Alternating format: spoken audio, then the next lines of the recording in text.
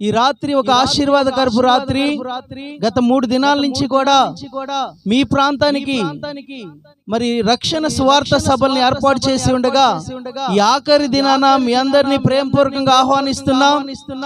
దైవ సేవకులు మరి ఈ సమయంలో ఆరాధన తర్వాత మంచి సాక్ష్యము, మరి దైవజనులు కూడా మన మధ్యలోనికి రాబోతున్నారు. వర్తమానాన్ని అందించి ప్రార్థన చేస్తారు. త్వరగా మీ పనులు ముగించుకున్న వారు ఆరాధన స్థలంలోనికి రావాలని మీ అందరినీ ఆహ్వానిస్తున్నాం. Praise Lord. హల్లెలూయా. దేవునికి స్తోత్రం. హల్లెలూయా. అందరం చూద్దాం. హల్లెలూయా. లోక మర్యాదలు, మమకారాలు గతించిపోవు. ఆత్మీయులతో మన అందరికీ అనుబంధం దేవుడు ఏర్పరుస్తున్నాడు. దేవుని యందు మనము నిలబడితే ఆత్మీయులందు మనకు అనుబంధాన్ని ఏర్పరుస్తున్నాడు. ఆశ్రయ దుర్గమా నా యేసయ్యా, నవ జీవన మార్గమునా నన్ను నడిపించుమా. ఊహించలేనే నీ కృపలేని క్షణములో గోపించుచుని వాత్సల్యము నాపై చూపితివా. ఊహించలేనే నీ కృపలేని క్షణములో గోపించుచుని వాత్సల్యము నాపై చూపినా.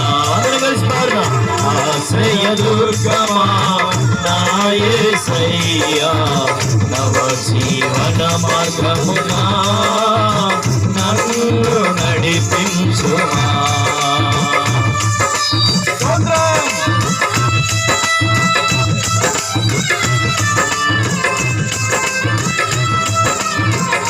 అందరం కళ్ళను మూసుకొని హృదయములు తెరిచి దేవాది దేవుని ఆరాధన చేద్దాం. ఆయన నామాన్ని కనపరుచుదాం.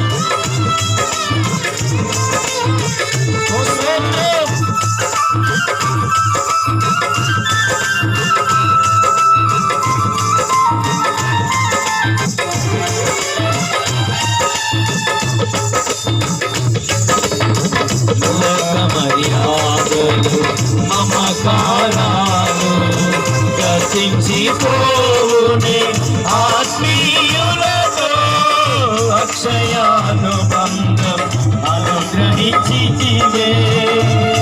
ఆయనందరూ కలిసి పాడుతూ ఆయన మహింపరుచుదాం. మర్యాదలు మమకారాలు గతించిపోవునే ఆత్మీయులతో అక్షయానుబంధం అనుగ్రహించితివే. అందుకే స్తుతి ఘన మహిమల స్తోత్రం చెలి. అందుకే స్తుతి ఘన మహిమల స్తోత్రం చెలి. ఆశ్రయ దుర్గమా నా యేసయ్యా, నవ జీవన మార్గమునా నన్ను నడిపించుమా. ఆయన మనతో చేసిన నిబంధనమన్నీ కూడా నెరవేర్చే దేవుడు. ఆయనతో చేసే తీర్మానం ద్వారా ఆయన మనల్ని స్థిరపరిచే దేవుడు. స్తోత్రం, స్తోత్రం, స్తోత్రం. Hallelujah. Thank you Jesus. Thank you father.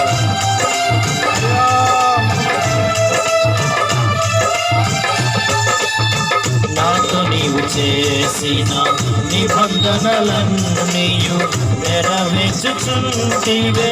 నీతో చేసిన చేసిన తీర్మానములు స్థిరపరచితివే.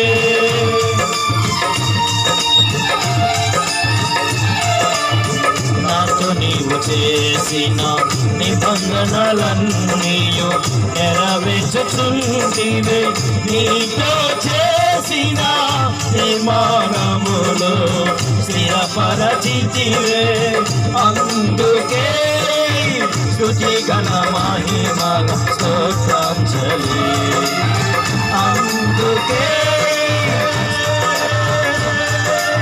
స్తుతి గణ మహిమల స్తోత్రాంజలి. అందుకే స్తుతి గణ మహిమల స్తోత్రాంజలి. ఆశ్రయ దుర్గమా నా యేసయ్యా, తవ జీవన మార్గమున నన్ను నడిపించుమా. ఆశ్రయ దుర్గమా నా యేసయ్యా, తవ జీవన మార్గమున నన్ను నడిపించుమా. పరవశుడైతి వాగ్దానములను వారసత్వములను నీ శిక్షణలో ఉద్దేశము పరవశుడైతిని వాగ్దానములకు వారసత్వములను నీ శిక్షణలో అనుకువతోనే నీ కృప పొందెద. అందుకే స్తుతి ఘన మహిమల స్తోత్రాంజలి. అందుకే స్తుతి ఘన మహిమల స్తోత్రాంజలి. ఆశ్రయ దుర్గమా నా యేసయ్యా, తవ జీవన మార్గమున నన్ను నడిపించుమా.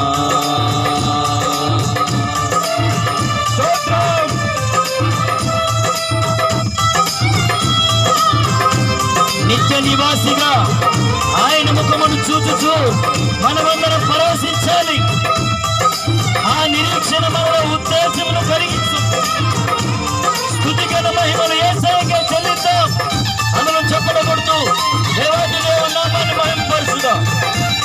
స్తోత్రం.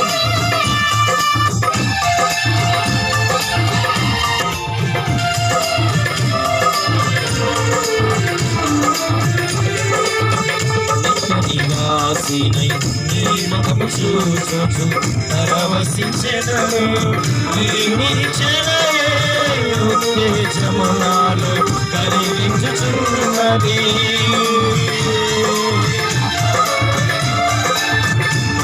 నివాసినై నీ ముఖము చూచుచు పరవశించెదను. నీ నిరీక్షణయే ఉత్తేజము నాలో కలిగించుచున్నది. స్తుతిగణ మహిమను నీకే చెల్లును నా యేసయ్యా. స్తుతిగణ మహిమలు నీకే చెల్లును నా యేసయ్యా. హల్లెలూయా హల్లెలూయా హల్లెలూయా. మరొకసారి స్తుతిగణ మహిమలు నీకే చెల్లును నా యేసయ్యా. హల్లెలూయా హల్లెలూయా హల్లెలూయా. మరొకసారి స్తుతిగణ మహిమలు నీకే చెల్లును నా యేసయ్యా. హల్లెలూయా హల్లెలూయా హల్లెలూయా. మరొకసారి స్తుతిగణ మహిమలు నీకే చెల్లును నా యేసయ్యా. హల్లెలూయా హల్లెలూయా హల్లెలూయా.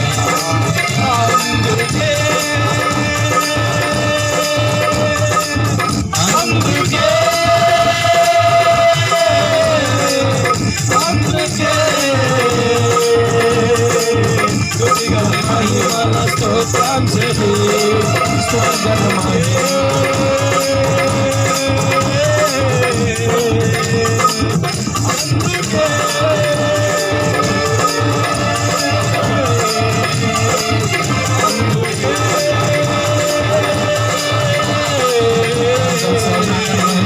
అందుకే అందుకే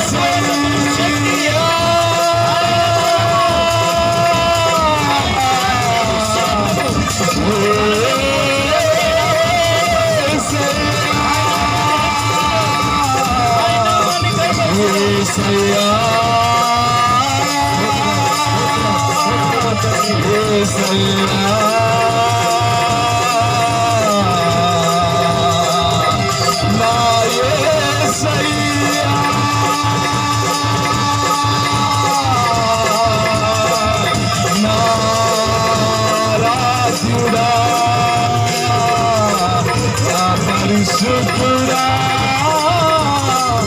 యజమానుడా యజమానుడా యజమానుడా యజమానుడా నా యజమానుడా యజమానుడా యేసయ్యా స్తోత్రాలయ్యా. మమ్మల్ని దాటిపోయేవాడు కాదు నాయనా. లోక మర్యాదలు గతించిపోవునయ్యా. అయ్యా నీవు మాత్రం ఆత్మీయులతో అనుబంధం కలిగించే దేవుడా, గొప్పవాడా, నీకే స్తోత్రం. ఈరోజు మీ ప్రజలతో మాట్లాడండి నాయనా. నీ ప్రజలను దర్శించండి తండ్రి. దేవ దాటిపోవాకు నాయనా. తండ్రి దాటిపోవాకు తండ్రి. ఇమ్మానుయేలు దేవుడా, నిన్న నేడు ఏకరీతిగా ఉన్నవాడా, అనువాడా, అబ్రహాము దేవుడా, ఇస్సాకు దేవుడా, యాకోబు దేవుడా, మాకు చాలిన నా యేసయ్యా నీకే స్తోత్రమయ్యా. ఈరోజు అయ్యా సాక్ష్యం యందు, వాక్యము అందు మీకే మహిమ, మీకే ఘనత, మీకే ప్రభావములు ఆరోపిస్తున్నానయ్యా. మీ ప్రజలను తాకుదురుగాక, మీ ప్రజలతో మాట్లాడుదురుగాక. యేసుక్రీస్తు నామములో ఈ స్తుతి, మహిమ, ఘనత, ప్రభావములు నీకే కలుగునుగాక. ఆమేన్.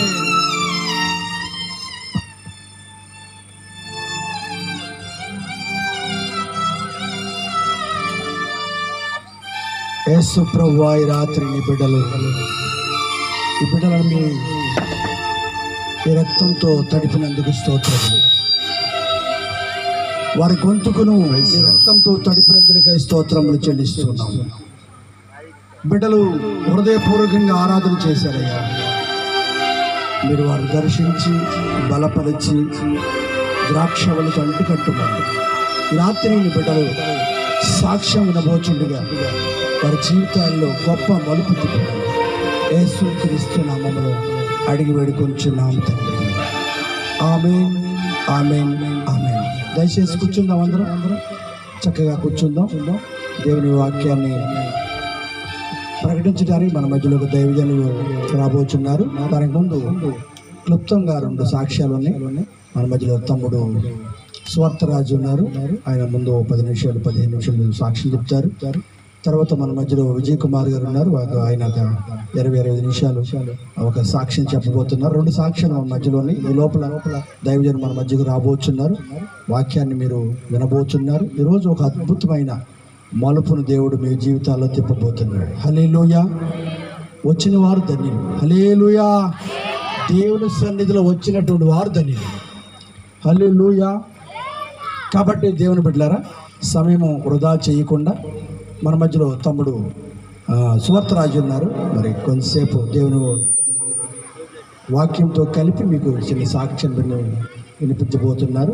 సమయం తమ్ముడికి అప్పగిస్తున్నాం.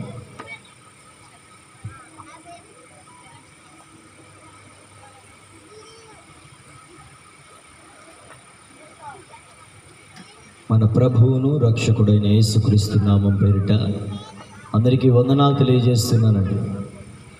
మాట్లాడుతూ చెబుదామా? వందనాలంటే మాట్లాడాలి, కనపడాలంట. అందరికీ వందనాలు తెలియజేస్తున్నానండి. మంచిది. దేవాతి దేవుడు ఈ రాత్రికాలపు వేళలో మీ మధ్యలో ఉండటానికి పరిశుద్ధాత్మ దేవుడు నాకు చేసిన మేలును బట్టి, ఆయన చూపిన సహాయంను బట్టి ఈరోజు మీ మధ్య ఉండటానికి పరిశుద్ధాత్మ దేవుడు నన్ను సిద్ధపరిచాడు. అయితే నా సాక్ష్యానికి ముందుగా నేను చిలుకలూరుపేట నుంచి వచ్చాను. నా పేరు రక్షణ పొందకముందు గోపి, లేకపోతే దుర్గా గోపి అని మా తల్లిదండ్రులు నాకు నామధేయం చేశారు. వాస్తవానికి మాది క్రైస్తవ కుటుంబము కాదు, హైందవ కుటుంబంలో నుంచి నేను క్రీస్తుని నమ్ముకోవటానికి, యేసు ప్రభుల వారిని విశ్వసించడానికి దేవుడే నాకు సహాయం దయచేశాడు. గతించిన 10 సంవత్సరాల క్రిందట నేను హైందవ కుటుంబంలోనే పెరుగుతూ, హైందవ కుటుంబంలోనే మా తల్లిదండ్రులు నేర్పిస్తున్న భక్తిని నేను అనుసరిస్తూ ఉన్న వ్యక్తిని. మా తల్లిదండ్రులు ఎక్కువగా కొంతమంది దేవుళ్లను పూజించేవారు. అయితే ఏదేమైనా నిజమైన దేవుడు యేసుక్రీస్తు ప్రభుల వారని, నిజమైన దేవుడు సర్వశక్తియు మిక్కిలి అధికారము కలిగిన దేవాతి దేవుడు యేసు ప్రభుల వారే అని విశ్వాసం నుంచి నమ్మటానికి పరిశుద్ధాత్మ దేవుడు నాకు సహాయం దయచేశాడు. అయితే చిన్న మాట చదివించి నేను నా సాక్ష్యాన్ని ముందుకి కొనసాగించాలని ఆశపడుతూ ఉన్నాను. పరిశుద్ధమైన గ్రంథంలో నుంచి లూకా సువార్త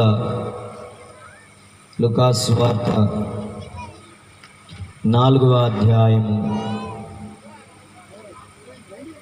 లూకా సువార్త 4వ అధ్యాయము 18వ వచనాన్ని చదువుకుందాం. ప్రభు ఆత్మ నా మీద ఉన్నది, బేదలకు సువార్త ప్రకటించుటకై ఆయన నన్ను అభిషేకించెను, చెరలోనున్న వారికి విడుదలను, గ్రుడ్డి వారికి చూపును కలుగునని ప్రకటించుటకును, నలిగిన వారిని విడిపించుటకును, ప్రభువు హితవత్సరమును ప్రకటించుటకును ఆయన నన్ను పంపి ఉన్నాడు. దేవుడి మాటను బట్టి మనందరితో సాక్ష్యం ద్వారా మాట్లాడును గాక. ఆమేన్. మీకు ఇందాకే తెలియజేశాను, వాస్తవానికి మాది క్రైస్తవ కుటుంబం కాదు, హైందవ జాతి కుటుంబంలో నుంచి దేవాతి దేవుడు మమ్మల్ని రక్షించుకున్నాడు. మేము క్రీస్తుని ఎరగక ముందు మా తల్లిదండ్రులు ఆ షీటింగ్ వర్క్ చేస్తూ ఉండేవారు. అలా కొనసాగుతున్న మా జీవితంలో అనేక విధమైన శోధనలతో, వేదనలతో మేము ఉంటుండగా దేవాతి దేవుడు ఆ హైందవ కుటుంబం నుంచి, లేక నాకు చిన్నప్పటి నుంచే దేవుని మీద ఒక భక్తికరమైన జీవితము కొనసాగించేవాడిని. ఆగస్ట్, సెప్టెంబర్, అక్టోబర్ ఈ 3 నెలల్లో కూడా ఒక దేవుని యొక్క పండుగ చాలా ఘనంగా చేస్తూ ఉంటారు.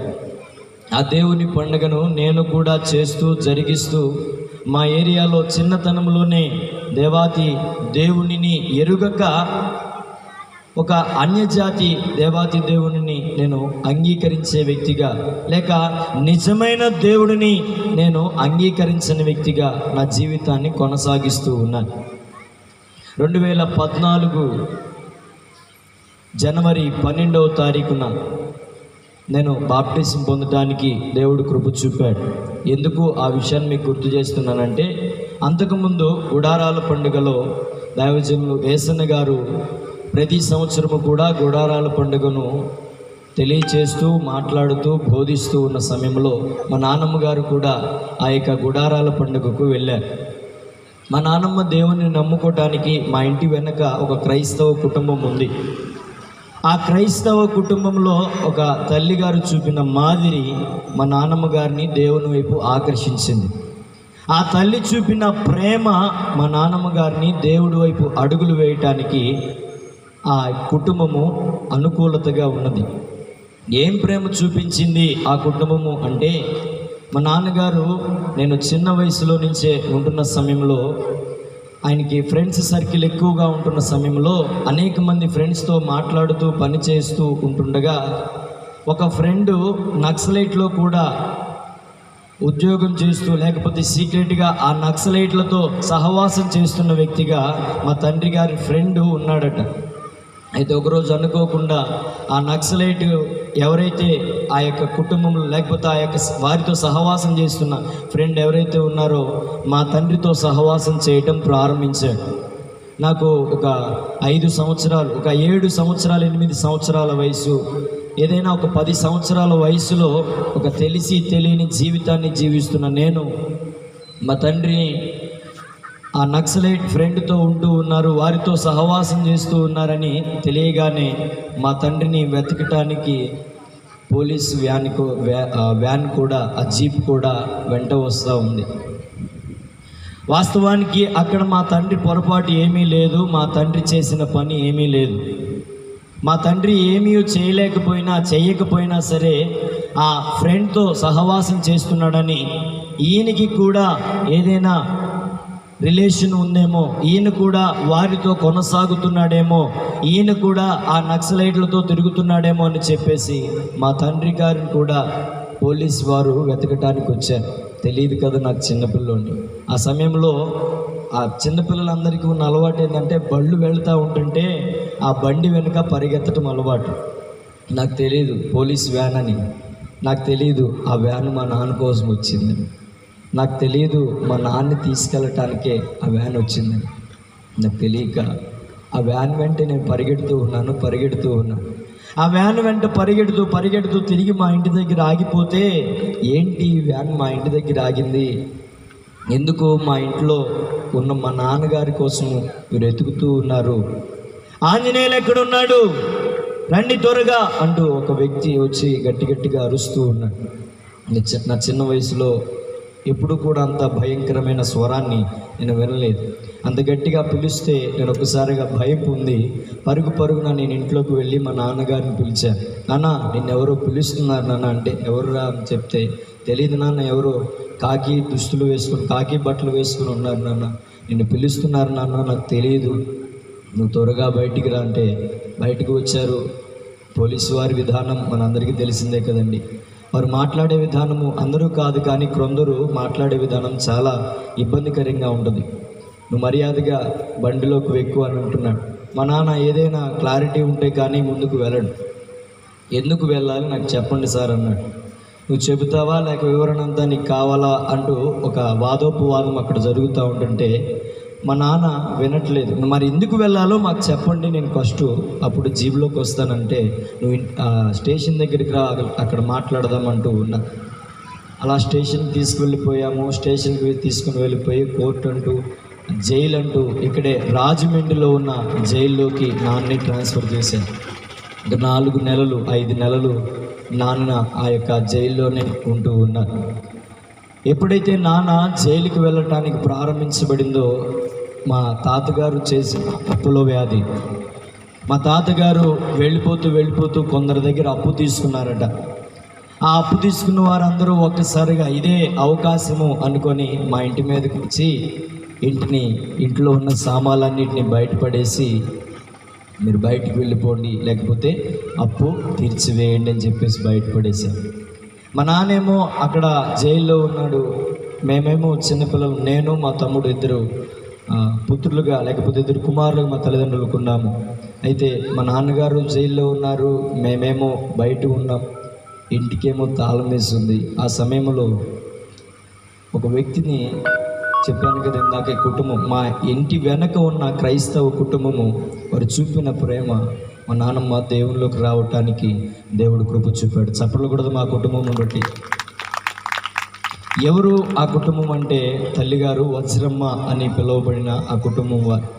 వాస్తవానికి వారిని ఎక్కువగా మేము ప్రేమించేవారం కాదు, ఎక్కువగా మేము ఇష్టపడేవారం కాదు. మా నాన్నమ్మని వారు చూపిన ప్రేమ, మా తాతగారు చనిపోయిన తర్వాత మా నాన్నగారిని ఆ యొక్క జైలుకి తీసుకుని వెళితే ఆ కుటుంబం బయట ఉంటే, మా కుటుంబం అంతా బయట ఉంటే, ఆ వస్తువులన్నీ కూడా, సామాన్లన్నీ కూడా బయట ఉంటే అప్పుడే అందరూ కూడా మమ్మల్ని ఎడబాటు చేయడం ప్రారంభించారు. ఇక్కడ విజయవాడలో మా తల్లిగారి ఇల్లు తాడేపల్లి దగ్గర ముగ్గురు, ఆ ఏరియాలో ఉంటుంది మా అమ్మ. మా అమ్మమ్మ వారింటికి వెళితే అందరూ కూడా, చివరికి మా అమ్మమ్మ వాళ్ళు కూడా మమ్మల్ని చేర్చుకోలేదు. ఇంటికాడ మేము బయటకు వచ్చేసాం, మా అమ్మమ్మ వారి దగ్గరికి వెళదాం అంటూ మేము అక్కడికి వెళితే అక్కడ కూడా మమ్మల్ని చేర్చుకోలేదు. మా అమ్మ ఒకటే అనుకుంది, తాడేపల్లి దాటిన తర్వాత ఆ తాడేపల్లిలో ఉన్న రైల్వే స్టేషన్లో మందరము కూడా ఆ రైలు ఎక్కి కొంత దూరం వెళ్ళిపోయిన తర్వాత చనిపోదాం అంటూ ఆ మధ్యలోనే దిగి చనిపోదాం అనుకున్నాం. అయితే మా చనిపోవటానికి సిద్ధపడిన సమయంలో ఆ దేవాది దేవుడు మా అమ్మగారితో, ఎందుకు నీవు దిగాలుగా ఉన్నావు, ఎందుకు నీవు ఆ విధమైన స్థితిలో ఉన్నావు అంటూ ఒక ఆత్మ ప్రేరేపణ ఆమెను బలపరిచింది.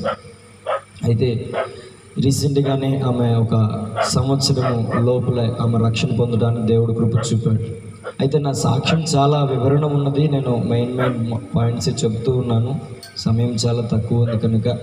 అయితే అలాగ జరుగుతూ ఉంది. దేవుడు ఒకరిని ప్రేరేపించి, ఆయన ఎవరో కూడా మాకు తెలియదు, మా తండ్రి గారికి బెయిల్ ఇవ్వటానికి ఆయనే ముందుకు వచ్చాడు. దేవునికి స్తోత్రం. ఆయన ద్వారా ఇప్పటికీ కూడా ఆయన ఎవరో కూడా మాకు తెలియదు. తర్వాత మేము ఆయన్ని ఎంక్వైరీ చేస్తే ఆయన ఆ ఊరి నుంచి వెళ్ళిపోయారు, ట్రాన్స్ఫర్ అయిపోయారు అని చెప్పారు. ఏదేమైనా దేవాది దేవుని కృప అనుకొని మేము అలా కొనసాగుతూ ఉన్నాం. కరోనా టైంలో మనందరికీ తెలుసండి, కరోనా టైంలో నేను అప్పటికి పెద్దవాడిని అయ్యాను, జాబ్ చేస్తున్నాను, టొబాకో ఫ్యాక్టరీలో ఎక్స్పోర్టర్గా పనిచేస్తున్న వ్యక్తిని నేను.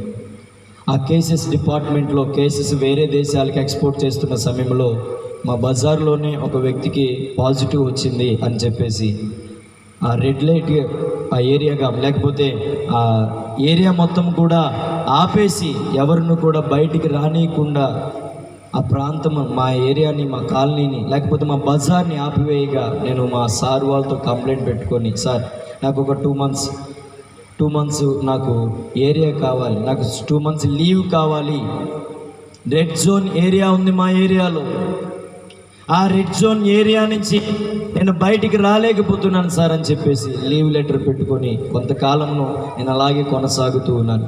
మా ఇంటి పక్కనే ఆ యొక్క రెడ్ జోన్ ఏరియా ఉంది కనుక కొంతమంది డాక్టర్స్, నర్సెస్ టెంట్ వేసుకొని అక్కడే మెడికల్ క్యాంప్ పెట్టారు.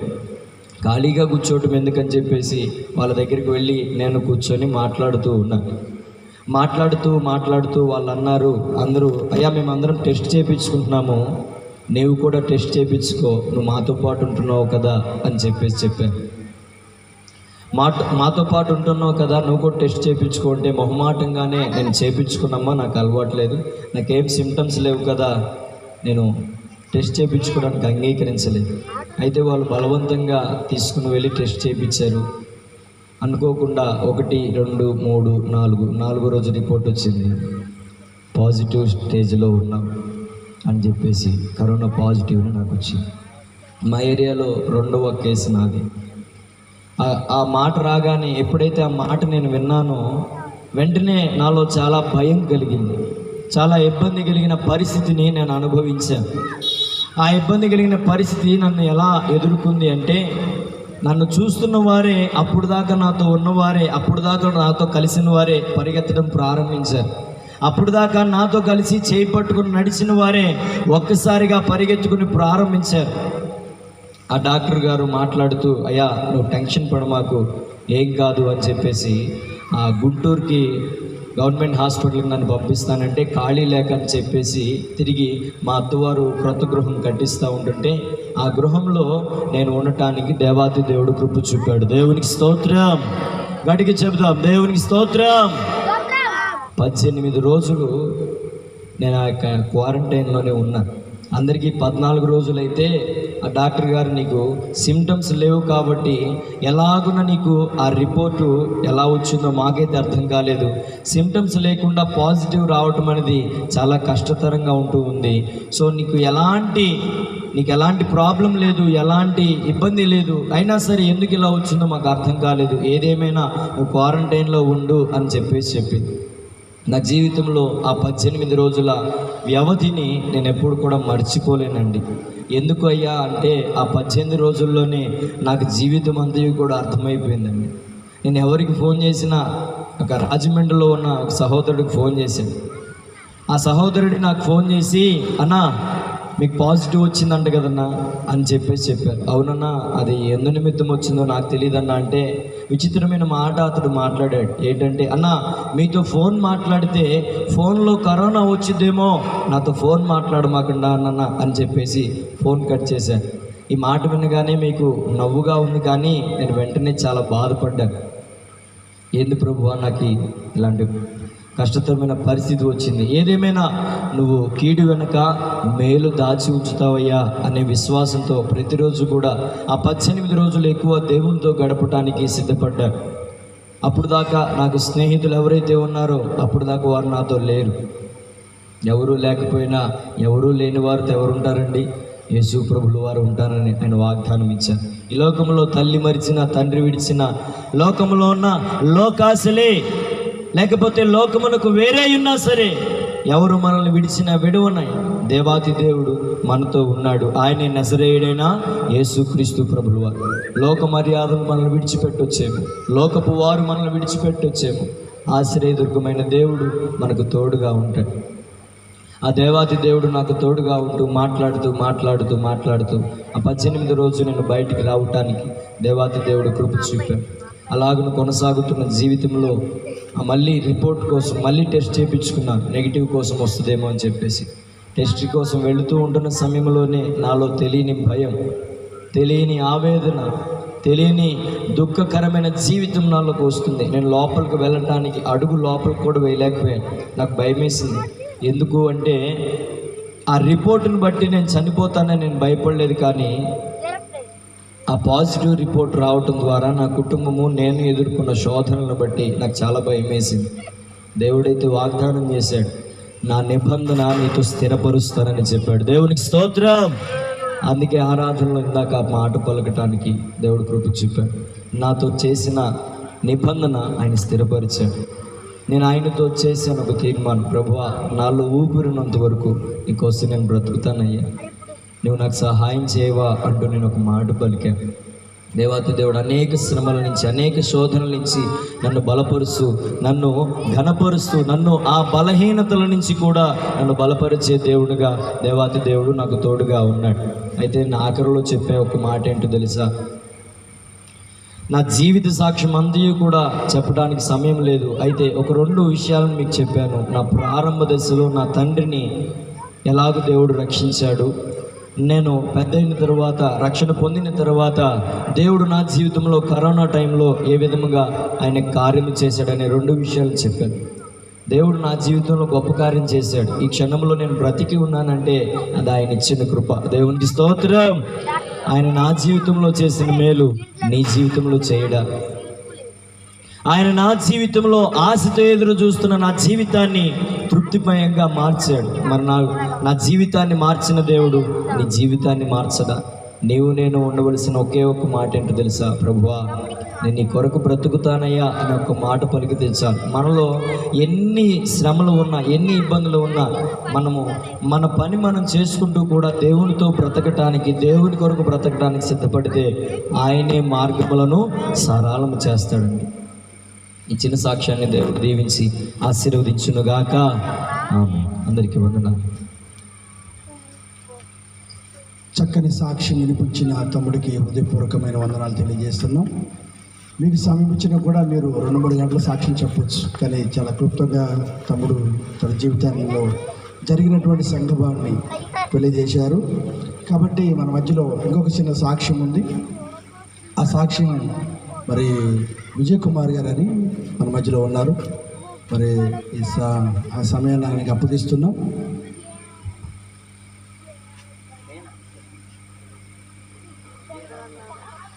తొమ్మిది గంటల 15 నిమిషాలు అయింది, కానీ సమయం అప్పగిస్తున్నాం. మరి 20-25 మినిట్స్లో అయ్యగారికి సమయం అప్పగిస్తున్నాం. త్వరగా మరి అయ్యగారు రాబోతున్నారు మన మధ్యలో, కాబట్టి ఈ సాక్ష్యం అయ్యగారికి చెప్పాలని సమయం అప్పగిస్తున్నాం.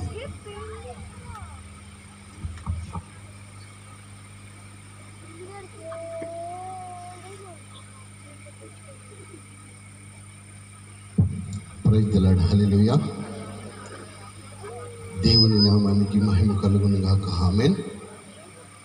ఈ సమయంలో ఇక్కడ వచ్చినటువంటి దైవజనులకు, ముఖ్యంగా సభలు ఏర్పాటు చేసినటువంటి దైవజనులకు, మరి నాతోటి సంఘస్థులందరికీ, మరి సంగీత పరిచర్య వారికి, ఈ గ్రామస్తులకు, ఈ శబ్దయంత్రముల ద్వారా వింటున్నటువంటి ఈ ప్రజలందరికీ కూడా ప్రభునామంలో శుభములు తెలియజేస్తూ ఉన్నాను. చిన్న ఒక శరణం, ఒక పల్లవి. చీకటిలో నేనున్నప్పుడు నీ వెలుగు నాపై ఉదయించెను.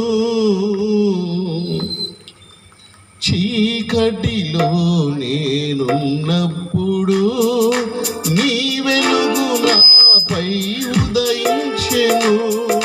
నీలోనే నేను వెలగాలని, నీ వలనే నేను మారాలని, నీలోనే నేను వెలగాలని, నీ వలనే నేను మారాలని,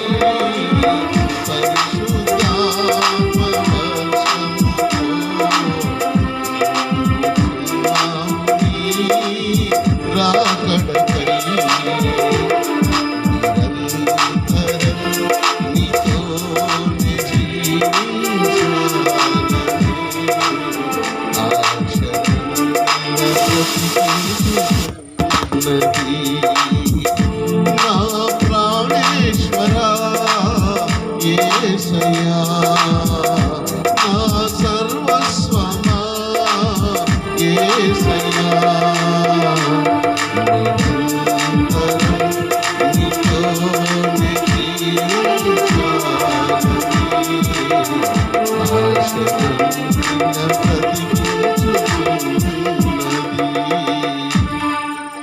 దేవుని నామానికి మహిమ కలుగును గాక.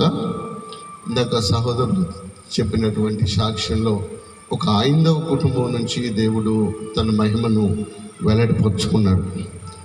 అయితే నేను క్రైస్తవ కుటుంబం నుంచి రక్షింపబడ్డాను. నా తాత, నా ముత్తాత, నా తల్లిదండ్రులు, నా కుటుంబ సభ్యులు, నాకు కలిగినటువంటి దేవుడు ఇచ్చినటువంటి నా బిడ్డలు అందరం కూడా ఒక క్రైస్తవ కుటుంబంలో నుంచి దేవుడు నన్ను రక్షించుకున్నాడు. ఒక మాట ద్వారా ఆ వాక్యమే నన్ను బ్రతికించింది, నా బాధల్లో నుంచి నన్ను విడిపించింది. ఒక గొప్ప ప్రయోజనకరమైనటువంటి వ్యక్తిగా నా జీవితాన్ని దేవుడు మలిచాడు. ఒక నామకార్థపు స్థితిలో ఉన్నటువంటి నన్ను దేవుడు తన మహిమార్థమై వాడుకుంటున్నాడు. చాలా చాలా ఉన్నతమైన కుటుంబంలో నేను జన్మించాను.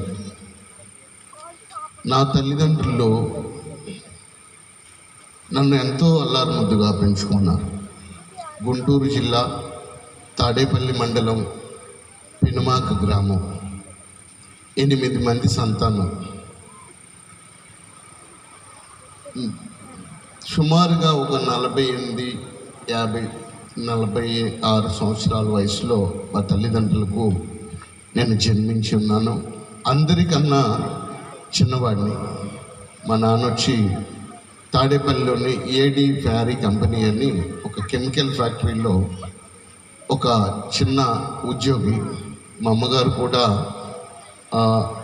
పల్లెటూరు అవటం వల్ల గేదెలు మేపుతూ మా కుటుంబాన్ని పోషిస్తూ ఉండేవారు.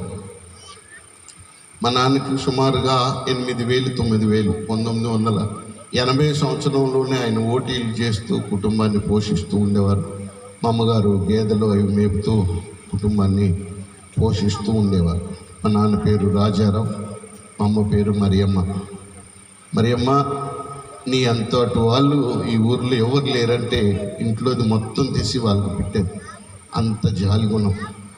వచ్చి పోయే వాళ్ళని పిలిచి మరీ భోజనం చేశారా, టిఫిన్ చేశారా, మీకేమన్నా అవసరం ఉందా? మా అమ్మకి ఏంటంటే ప్రభు పిలుచుకునేంత వరకు కూడా ఎదుటి వారికి సహాయం చేయాలనేటువంటి ఒక మంచి ఉద్దేశం దేవుడు కలుగు చేశాడు. అలాగా కుటుంబం సాఫీగా సాగిపోతున్నటువంటి రోజుల్లో ఒకరోజు ఆ ఫ్యాక్టరీ మూసివేయాల్సి వచ్చింది. అక్కడ ఉన్నటువంటి కమ్యూనిస్టులందరూ కూడా ఆ ఫ్యాక్టరీని మూసేస్తున్నాం, మీకు ఎంతో కొంత డబ్బులు ఇచ్చి మిమ్మల్ని అందరిని బయటికి పంపిస్తున్నాం, గవర్నమెంట్ వారు ఆదేశాలు జారీ చేశారన్నప్పుడు ఒక్కసారిగా, ఎందుకంటే మా నాన్నకు మా అమ్మకు డబ్బులు దాచిపెట్టాలి, పిల్లల భవిష్యత్తును చూడాలి అన్న ఆలోచన లేదు. క్రైస్తవ కుటుంబం అవటం వల్ల దేవుడే ఇస్తాడు, దేవుడే చూసుకుంటాడు, దేవుడే ఉన్నాడులే అన్న ఉద్దేశంతో వాళ్ళు వచ్చినటువంటి ఆదాయం అంతటిని కూడా ఎప్పటికప్పుడు ఖాళీ చేస్తూ చేస్తూ ఉండేవారు.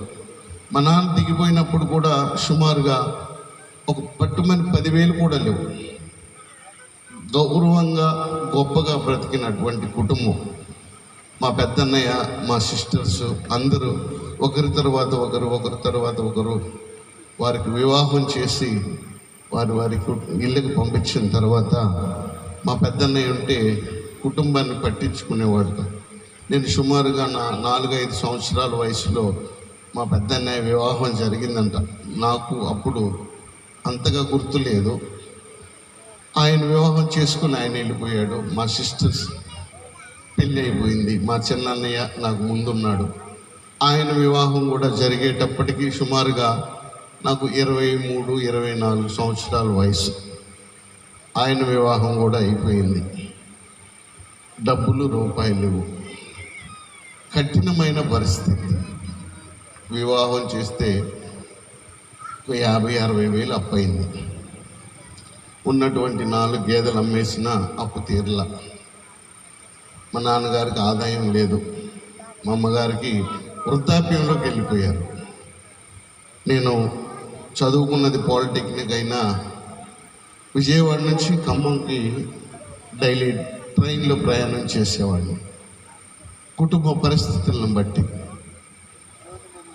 నాకు తోటివారు నాకు సహాయం చేయడానికి కూడా, అంటే నా బంధుమిత్రులు ఎవరు కూడా ముందుకు రాలేదు. మా తల్లిదండ్రులు వృద్ధాప్యంలో ఉన్నారు. నాకేమో ఒక పక్క నుంచి మరి ఆ వయసులో ఉన్న వారిని ఏం కష్టపెడతాం, మనకు తోసినటువంటి ఏదో ఒక పని చూసుకొని చిన్న చితగా పనికి వెళ్ళాలి అన్న ఒక ఆలోచనతో మా తల్లిదండ్రులకి నన్ను ఎలా పెంచి పోషించారో నేను కూడా వాళ్ళని పోషించాలని చెప్పి ఇక్కడ ఉన్నటువంటి ఏ పని ఉంటే ఆ పని చదువుకున్నానన్న ఒక ఇది లేకోకుండా ఏ పని కనపడితే ఆ పనికి వెళుతూ వచ్చిన డబ్బులు. ఆ రోజుల్లో ఏంటంటే డబ్బులు చాలా టైట్గా ఉండేది. ఏ రోజు పనికి వెళ్తే ఆ రోజు 50 రూపాయలు 60 రూపాయలు వచ్చేది. ఆ డబ్బులు కూడా సరిపోయేవి కాదు. ఒకరోజు వర్షం వచ్చి 10 రోజులు పని లేదు. కుటుంబంలో తినటానికి తిండి లేదు. రేషన్ బియ్యం ఇచ్చారు, అవి ఒక 10 రోజుల వరకే వచ్చాయి. తర్వాత వర్షాలు, డబ్బులు లేవు. మా బంధువులను అడిగాం, ఎవరు రూపాయి బయట పెట్టలేదు. మా బంధువులు చూస్తూ ఉన్నారు కానీ మా పరిస్థితులను బట్టి ఎవరు సహాయం చేయడానికి ముందుకు రాలేదు. ఎందుకంటే వాళ్ళ పరిస్థితులు కూడా అంతంత మాత్రం కదా. ఉన్నతమైన స్థితిలో మా మేనమామ ఉన్నాడు, FCIలో మేనేజర్. ఆయన కూడా మా గృహంలో ఉండే ఆయన చదువుకుని ఉద్యోగం తెచ్చుకున్నాడంట. మా అమ్మ చెప్పేది, ఆయన కూడా ఎలాంటి సహాయం చేయలేదు. ఆ కుటుంబ పరిస్థితులు అవన్నీ చూస్తూ క్రైస్తవ కుటుంబం అయినప్పటికీ నాకేంటంటే ఆ పరిస్థితుల నుంచి మరి దేవుడిని నమ్ముకున్న కుటుంబం, మరి దేవుడు ఎంత దౌర్భాగ్యమైనటువంటి పరిస్థితిని కలుగు చేశాడు. వృద్ధాప్యంలో తల్లిదండ్రులు, యవ్వన ప్రాయంలో నేనున్నాను. అసలు ఏంటి ఈ పరిస్థితి? ఇలాంటిది ఎవరికి రాకూడదు. కనీసం ఒక 10 రూపాయలు ఇస్తే ఒక కేజీ ఉప్మా రవ్వ తెచ్చుకొని ఒక 2-3 రోజులు తినొచ్చున్నటువంటి ఆలోచన కూడా వచ్చింది. ఎవరు సహాయం చేయడానికి ముందుకు రాలేదు. మా స్నేహితులు అంటున్నారు, అరే వాళ్ళ సంగతి వదిలే, నువ్వు టీయో టిఫినో ఏదో ఒకటి చేద్దు కనుక రా, 5-10 మేము ఇస్తాం, నీ వరకు నువ్వు చూస్తావు అంటే నాకు నా తల్లిదండ్రులు చూస్తూ ఉంటారు. అలాంటి పరిస్థితుల్లో ఆదివారం ఆరాధనకి వెళ్ళేవాడిని, దేవుడిని నమ్ముకునేవాడిని, దేవునితో సహవాసం చేసేవాడిని. కానీ అక్కడ ఉన్నటువంటి పరిస్థితులను బట్టి అసలు నాకే రావాలా, నాకే ఈ పరిస్థితి రావాలా అని ఒక ఆలోచనతో నేను ఉన్నప్పుడు మా నాన్న ఏంటంటే నన్ను ఒక మంచి ఉద్యోగం చూసుకొని ఉద్యోగంలో నువ్వు స్థిరపడరా అని అంటూ ఉండేవాడు. సరే దొరికినప్పుడు దొరుకుతుందిలే, చూద్దాంలే, ఇప్పుడు ఏదో ఒక పని. నేనేంటంటే వాళ్ళ పోషణ అర్థమై ఏ పని ఉంటే ఆ పనికి వెళ్తూ ఉండేవాడిని. ఆ రోజు 10 రోజులు పని లేకపోయేటప్పటికీ చాలా దుర్భరమైన పరిస్థితి నాకు ఎదురైంది. ఆ రోజు వర్షంలో తడుచుకుంటూ పోలీస్ కంట్రోల్ రూమ్ దగ్గర ఉన్నటువంటి ఒక పానావిజన్ షోరూంలో నేను జాయిన్ అయ్యాను. నెలకు 1200 జీతానికి. వారం రోజులు తిరిగితే ఆ ఉద్యోగం దొరికింది. అక్కడ ఏంటంటే ఏ పని చెప్తే ఆ పని చేయాలి. మా ఊరు నుంచి అక్కడికి సైకిల్ వేసుకురావడానికి సుమారుగా 7-8 కిలోమీటర్లు ఉంటుంది. ఆ రోడ్లు కూడా అంత అధ్వానంగా ఉండేవి. రావటానికి గంట, పోవటానికి గంట. 2 గంటలు ఇంటికి వెళ్ళేటప్పటికి 10:30-11 అయ్యేది. ఉదయాన్నే 8:30కు బయలుదేరితే కనుక 9:30కు వచ్చేవాడిని. సరే దొరికిందిలే అని ఒక ఉద్యోగాన్ని మా నాన్నకి తెలియజేసినప్పుడు మా నాన్న అదేంటి మంచి ఉద్యోగమైనా, పిఎఫ్ ఉందా, ఈఎస్ఐ ఉందా, అక్కడ అంత గవర్నమెంట్ పాలసీలేనా అని అనేవాడు. నేనేంటంటే ఒక మంచిది దొరికిందని మా నాన్నకు తెలియజేస్తే ఆయన సంతోషపడతాడు, ఆనందపడతాడని, నువ్వు అన్నట్టుగా అన్నీ ఉన్నాయి నాన్న, ఏం పర్వాలేదు, నేను చదువుకున్న దానికి మంచిదే దొరికిందిలే, నెలకి 1200 ఇస్తానన్నారు, కష్టపడితే ఇంకా ఎక్కువ ఇస్తానన్నారు, పర్వాలేదని ఆ ఉద్యోగం కొనసాగిస్తూ ఉన్న రోజుల్లో ఒక ఫస్ట్ నెల గడిచిపోయిందండి. 1200 అన్నది నాకు 1500 ఇచ్చారు. అక్కడ నాకు జీతం ఇచ్చినటువంటి ఎండి గారిని అడిగాను, సార్ నాకు 1200 అన్నారు, 1500 ఇచ్చారు, ఏంటి సార్ అన్నప్పుడు, నీకు ఇక్కడ చూస్తున్నానరా, నువ్వు నాకు నచ్చావు, అందుకే నీకు ఎక్కువ ఇచ్చాను, పర్వాలేదు ఉంచుకో అన్నారు. అలా 2వ నెల 3వ నెల అయ్యేటప్పటికి 1800 ఇచ్చారు. 1800 మళ్ళా పెంచారు సార్ అన్నప్పుడు నువ్వు కష్టపడుతున్నావురా, నేను చూస్తున్నాను, అందరికన్నా ముందు వస్తున్నావు, అందరికన్నా చివరి వెళ్తున్నావు, నీకు ఇచ్చినా పర్వాలేదు, నువ్వు ఉంచుకున్నారు. నేనేమో నాకు కలిగినటువంటి సంతోషాన్ని తోటి స్టాఫ్కి తెలియజేశాను, సార్ నాకు మళ్ళా 300 పెంచి 1800 ఇచ్చారు. అక్కడ సీనియర్స్కి 2000 జీతం. కరెక్ట్గా 3 నెలలు అయింది నేను చేరి. ఆ సీనియర్స్ అందరూ కూడా నేను సార్ దగ్గర వాళ్ళ గురించి ఏదో విషయాలు చెప్పి ఆయన దగ్గర నేను గొప్ప అనిపించుకోవాలని వాళ్ళు ఒక అపనమ్మకంతో నాకు ఒక దొంగతనం వంటగట్టి ఆ షోరూంలో నుంచి బయటకు వచ్చేలాగా ప్లాన్ చేసి నన్ను బయటికి పంపించారు. మళ్ళా ఉద్యోగం వచ్చిందన్న ఆనందం 3 నెలలకే పోయింది. ఇంట్లో చెప్పాలంటే నాకు మనసు రాలా, మా నాన్న మా అమ్మ బాధపడతారని. ఆ సమయంలో వాళ్ళతో ఉద్యోగం చేస్తున్నానని నటిస్తూ ప్రతిరోజు వస్తూ విజయవాడ ఇంకొక ఉద్యోగం కోసం ప్రయత్నం చేసామండి. వారం గడిచిపోయింది, ఎవరివ్వలా. 10 రోజులు గడిచిపోయింది, ఎవరివ్వలా. వచ్చిన ప్రతిరోజు అక్కడికి వెళ్ళి కనిపిస్తూనే ఉన్నా.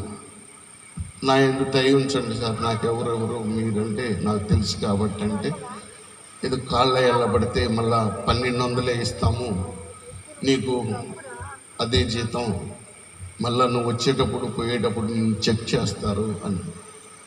మరి అవమానకరమైన పరిస్థితి వల్ల కుటుంబంలో ఉన్నటువంటి ఆ పరిస్థితిని బట్టి నాకు మళ్ళా వాళ్ళు ఉద్యోగం ఇవ్వడానికి సహాయం చేశారు.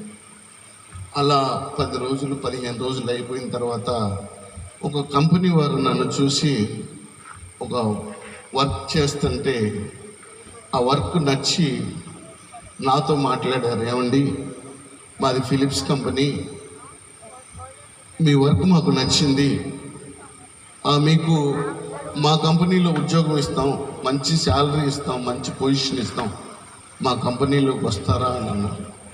అప్పటికే 15 రోజులు ఉద్యోగం లేదు, ఉద్యోగం పోయింది. ఒకసారి వాళ్ళు ఇస్తారో ఎవరో గ్యారంటీ లేదు, ఏంటో తెలియదు. నేను రానని చెప్పాను. 2-3 రోజులు అడిగారు, అదే పనిగా అడుగుతూ ఉంటే ఒకరోజు ఇక్కడ ఏం ఉద్యోగం తీరండి, మీరు సెలవు పెట్టండి, సెలవు పెట్టి మా దగ్గరికి రండి అంటే మళ్ళీ రిక్వెస్ట్గా సెలవు అడిగాను. ఒకరోజు పర్మిషన్ అడిగాను. అలాగ 2 రోజులు చేసిన తర్వాత నా వర్క్ నచ్చి వాళ్ళు 28,000 జీతం, బస్ పాసు, ఉదయం 10:30కి రావాలి, సాయంత్రం 5:30కి వెళ్ళిపోవాలండి. ఇది కంపెనీ అండి, కంపెనీ లాగానే మనం వర్క్ చేయాలని చెప్పి అక్కడ చెప్పి ఒక ప్రమోషన్ లాంటిది ఆ రోజున నాకు కలిగినప్పుడు చాలా సంతోషపడ్డాను, ఆనందపడ్డాను. అప్పుడు మా నాన్నకి విషయం తెలియజేశాను. నాన్న, ఇప్పుడు మంచి ఉద్యోగం వచ్చింది, మంచి శాలరీ, మంచి పొజిషను, బస్ పాస్ కూడా వాళ్ళే ఇస్తున్నారు, సైకిల్ మీద కూడా వెళ్ళే పని లేదన్నప్పుడు నాన్న చాలా సంతోషపడ్డాడు, ఆనందపడ్డాడు. ఆ టైంలో అప్పుడు ఏంటంటే నా కుటుంబ పరిస్థితులు ఎప్పుడైతే దుర్భరంగా ఉన్న స్థితిలో నేను దేవుడి దగ్గర కొన్ని విషయాలు నేను కండిషన్ చేశాను. మా తల్లిదండ్రులు, మా పితరులు అందరూ కూడా నిన్ను ఆరాధించారు కదా, నిన్ను గణపరిచారు కదయ్యా. నా పరిస్థితి చూస్తే అంతంత మాత్రంగా ఉంది, తినడానికి తిండి లేని పరిస్థితిలో ఉన్నప్పుడు నన్ను పూర్వపు స్థితి నాకు కలుగు చేయి. అమ్మ, మా నాన్నోళ్ళు నా బాల్య దినాల్లో నన్ను బాగా పోషించారు, ఇంత ఉన్నతంగా నిలబెట్టారు, నాకు కావాల్సినటువంటివి అన్నీ నాకు దయచేశారు. మరలా నేను అలాగ వారిని చూసుకోవాలి, అలాంటి పరిస్థితి నా ద్వారా వారికి కల్పించు. ఒక మంచి ఉద్యోగం, మంచి మోటార్ సైకిల్, మంచి కుటుంబం, సొసైటీ మొత్తం గౌరవంగా నన్ను చూసి మాట్లాడుకునేలాగా నాకు ఒక పొజిషన్ ఇవ్వమని, ఏ రోజైతే నాకు తినడానికి తిండి లేదని నేను మీతో చెప్పానో ఆ రోజున అదే దేవుడి ముందు ఒక ఛాలెంజ్గా ఒక నా కండిషన్ పెట్టాను. అయితే దేవుడు అంచెలంచెలుగా నన్ను హెచ్చిస్తున్నట్టు నాకు తెలియదు. నా పిల్లలు చదువు నిమిత్తమై మా గ్రామాన్ని విడిచి కానూరు గ్రామానికి వచ్చాం. 2010వ సంవత్సరంలో అక్షర ఇంటర్నేషనల్ స్కూల్లో మా పాపని మా బాబుని జాయిన్ చేసాం. మా గ్రామం విడిచి ఇక్కడికి వచ్చాం. మా గ్రామంలో ఉన్నప్పుడు 2008-9 సంవత్సరాల్లో కమిషనర్ గారు రవిబాబు గారని మా బావగారు అవుతారు, వరుసకు ₹1 కోటి పెట్టి ఒక చర్చి కట్టించారు మా ఊరిలో. కానూరు నుంచి ఆదివారం వచ్చేటప్పటికి మా గ్రామానికి మోటార్ సైకిల్ స్టార్ట్ చేసి మా ఊరు వెళ్ళి వస్తూ ఉండేవాడిని. ఆ పక్కనే ఆనుకున్న ఇల్లు చర్చి మా ఇల్లు. మా బాల్కనీలోకి వస్తే చర్చిలో ఆరాధన కనిపిస్తూ ఉంటుంది. అలాగా 4 సంవత్సరాలు మా ఊరు ఇక్కడికి అక్కడికి తిరిగాను. అప్పటికి నాకు ₹10,000 అద్దె కట్టుకుంటునే స్థాయికి దేవుడు నాకు ఇచ్చాడు. మంచి మోటార్ సైకిల్ ఇచ్చాడు. అప్పటికి 30,000 ఉద్యోగం ఇచ్చాడు దేవుడు. పొజిషన్ ఒక్కొక్కటి నాకు తెలియకుండానే దేవుడు హెచ్చించి ఒక ఉన్నతమైన స్థితి నాకు కలిగించినప్పుడు కూడా ఇంకా నేను కళ్ళు తెరవలేకపోయాను. తినడానికి తిండి లేని పరిస్థితుల్లో నుంచి దేవుడు ఆ పొజిషన్ తీసుకొచ్చిన నేను దేవుడిని ఇంకా గుర్తించలేక దేవుడికి కృతజ్ఞత లేక దేవుడికి ఒక నామకార్థమైనటువంటి స్థితిలో నేను అలాగ ప్రతి ఆదివారం వచ్చేటప్పటికి ₹1,00,000 కట్టి పెట్టి మా ఊర్లో కట్టారు. అక్కడే దేవుడు ఉంటాడు, అక్కడే ప్రార్థన చేసుకోవాలి, అక్కడికే వెళ్ళాలి, మా ఊళ్ళందరూ నన్ను చూడాలి అని ఒక లోక సంబంధమైనటువంటి ఒక ఆలోచనతో నేను ప్రతిరోజు ప్రతి ఆదివారం అక్కడికి వెళ్ళేస్తూ ఉండేవాడిని. అయితే ఒకనొక దినాన మా చర్చి, ఇప్పుడు వెళ్తున్నటువంటి చర్చి విక్టర్ జీసస్ మినిస్ట్రీ కానూరులో ఏది వార్షికోత్సవం రోజున ఒక పిలుపు వచ్చిందండి. మీరు వార్షికోత్సవం రోజు పిల్లలు మీ మేడం అయితే వస్తున్నారు కానీ మీరు రావట్లేదు, ఆదివారం వచ్చేటప్పటికి మీ ఊరు పారిపోతున్నారు, ఈ ఒక్క ఆదివారం మా చర్చికి రావాలి, ఆరాధన అయిపోతుంది, భోజనాలు ఉంటాయి, మీరు ఎవరు వంట చేయొద్దని చెప్పి ఒక విశ్వాసి వచ్చి మా కుటుంబంలో తెలియజేసినప్పుడు సరే వస్తామండి, తప్పకుండా వస్తామని చెప్పి అందరం ఆ విందులో పాల్గొన్నాం, ఆరాధనలో పాల్గొన్నాం. మొదటి ఆరాధన జరిగింది. ఆ రోజున ఆరాధన అయిపోయిన తర్వాత విందు జరిగింది, అయిపోయింది. రెండో ఆదివారం మొన్న విందుందని మీ ఊరు వెళ్ళలేదు, ఈ రోజున భోజనాలు లేవని మళ్ళీ మీ ఊరు వెళ్ళిపోయాడు అనుకుంటారేమోనని మళ్ళీ రెండో ఆదివారం కూడా ఈ మందిరానికి వచ్చాను. అంటే దేవుని ప్రణాళిక, దేవుని పిలుపు ఎలా ఉందంటే నాకు తెలియని రీతిలోనే ఆ రోజు ఆ జరిగినటువంటి సంఘటన 3వ ఆదివారం 4వ ఆదివారం ఏదో ఒక ప్రత్యేకమైనటువంటి ఒక ఆకర్షణ నన్ను ఆకర్షిస్తూ ఉంది. దేవుని వాక్యం ద్వారా ఒకనొక దినాన వాక్యంతోనే దేవుడు మాట్లాడాడు. యెషయా గ్రంథం ద్వారా దేవుడు మాట్లాడాడు నాతో. ఆ పేరు పెట్టి నిన్ను పిలిచిన దేవుడిని నేనే, నీవు నన్ను ఎరగినప్పటికీ నేను నిన్ను ఎరిగి ఉన్నాను అని ఈ వాక్యం ద్వారా దేవుడు నా స్థితి, నా పరిస్థితి, ఆ రోజు ఒక వాక్యం ఏదైతే ఉందో ఆ వాక్యం ద్వారా దేవుడు మాట్లాడినప్పుడు ఇమ్మీడియట్గా అసలు ఏంటి ఈ వాక్యం ఏంటి, నా గురించి తెలియచేయటం ఏంటి, ఇవన్నీ ఎవరు చెప్పారు, ఎవరు చేశారు, ఎవరో చెప్పినట్టుగానే వాక్యం, నా చరిత్ర అంతా వాక్యం ద్వారా వస్తుంది, అసలు ఏంటి అన్నది నాకు ఆ రోజున నేను రియలైజ్ అయిపోయాను. దేవుడు ఎప్పుడు ఎవరిని ఎలాతో మాట్లాడతాడో కూడా తెలియదు. ఆ రోజున నా పరిస్థితి, నా దీన స్థితి, నా హీన స్థితి, తినడానికి తిండి లేని స్థితి, నాకు ఇచ్చినటువంటి ఇప్పుడున్నటువంటి స్థితిని దేవుడు అంత కూడా నాతో మాట్లాడుతున్నాడు ఆ వాక్యం ద్వారా. ఆ రోజు అనుకున్నాను, దేవా నిజంగా నీవే దేవుడు అయ్యా, నా పరిస్థితిని, నా కోరికలను, నా ఆలోచనలను, నా పద్ధతులన్నీ నీవు ఎరిగి ఉన్నావు.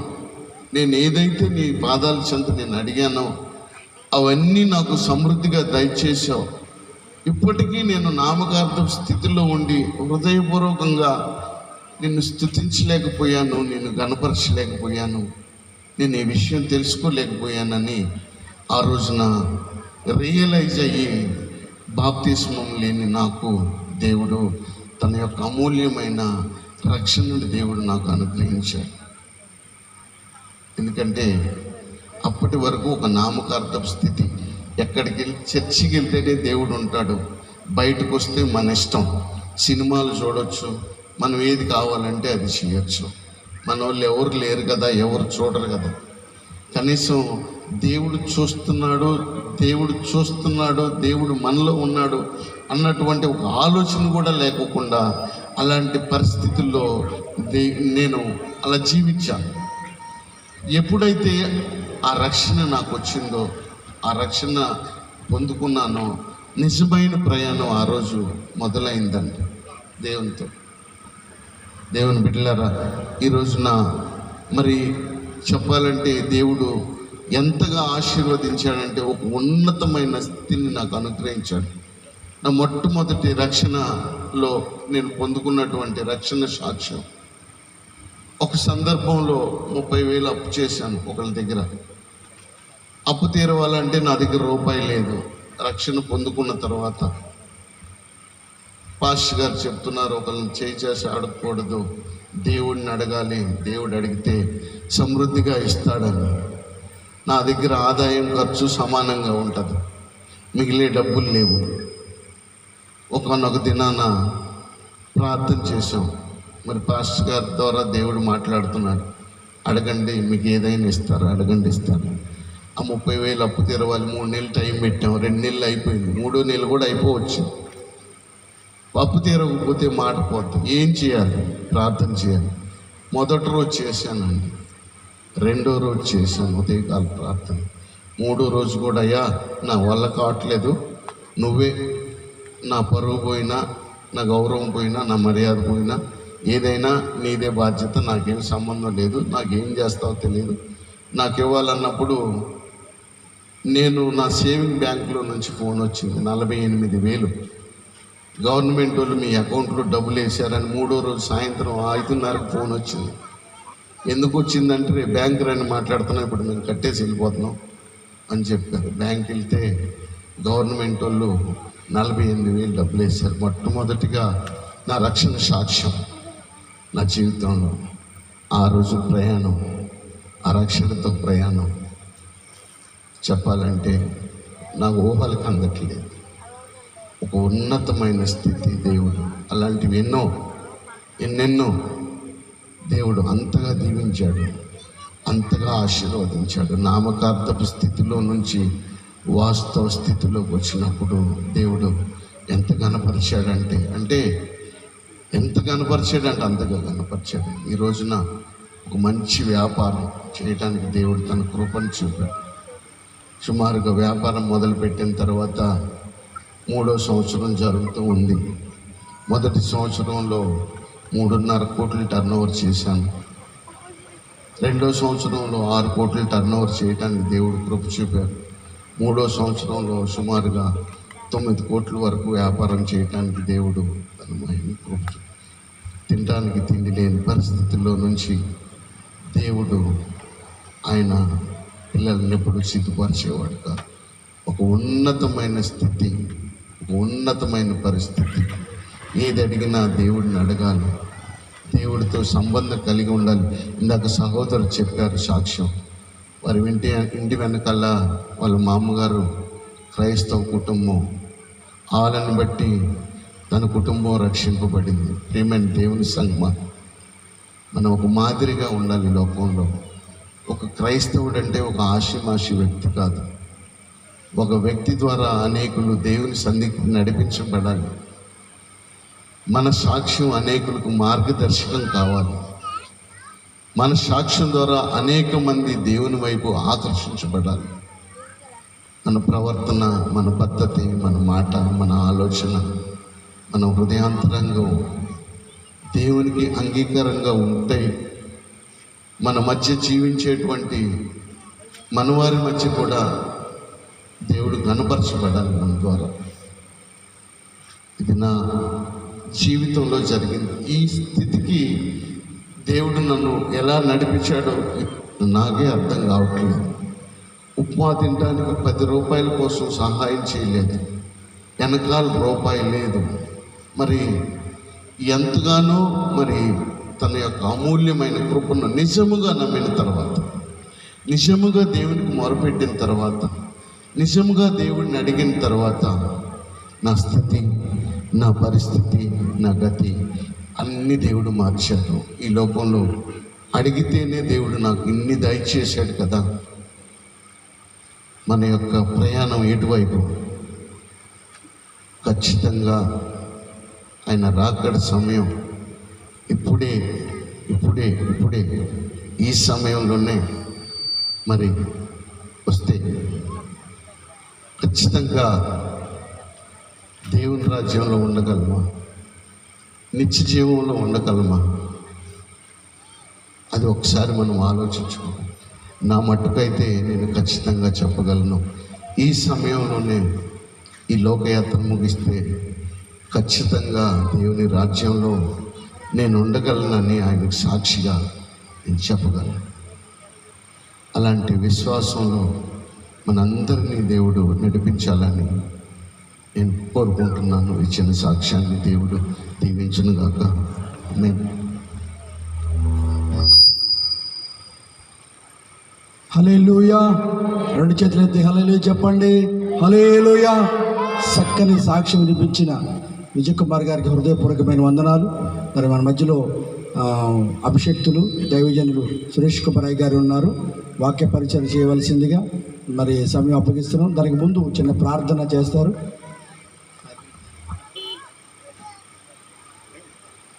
ప్రార్థన చేసిన తర్వాత అయ్యారు వాక్య పరిచయం చేస్తారు. మన మధ్యలో జీవన్ రాజు అయ్యారు ఉన్నారు. ప్రార్థన చేస్తారు. చేసిన తర్వాత వాక్య పరిచయలకు వెళ్తారు.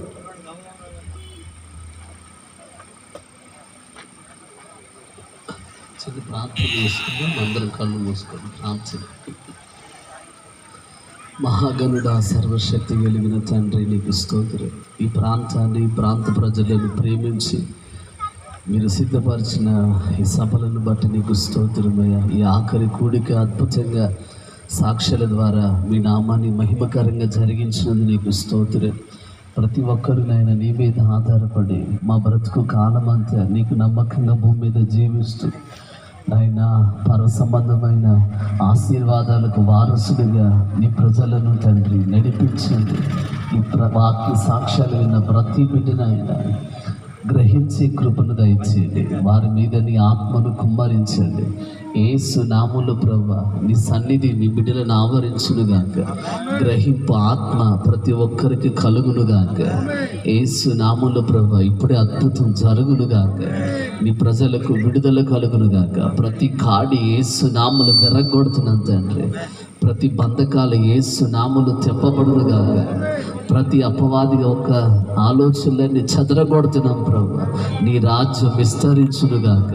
ప్రజలందరూ మీ స్వాధీనపరచబడుదురుగాక. జనులు నీ వైపు ఆకర్షింపబడుదురుగాక. నీ సన్నిధితో నింపి నడిపించమని యేసు నామములో అడుగుచున్నాం తండ్రి. ఆమేన్.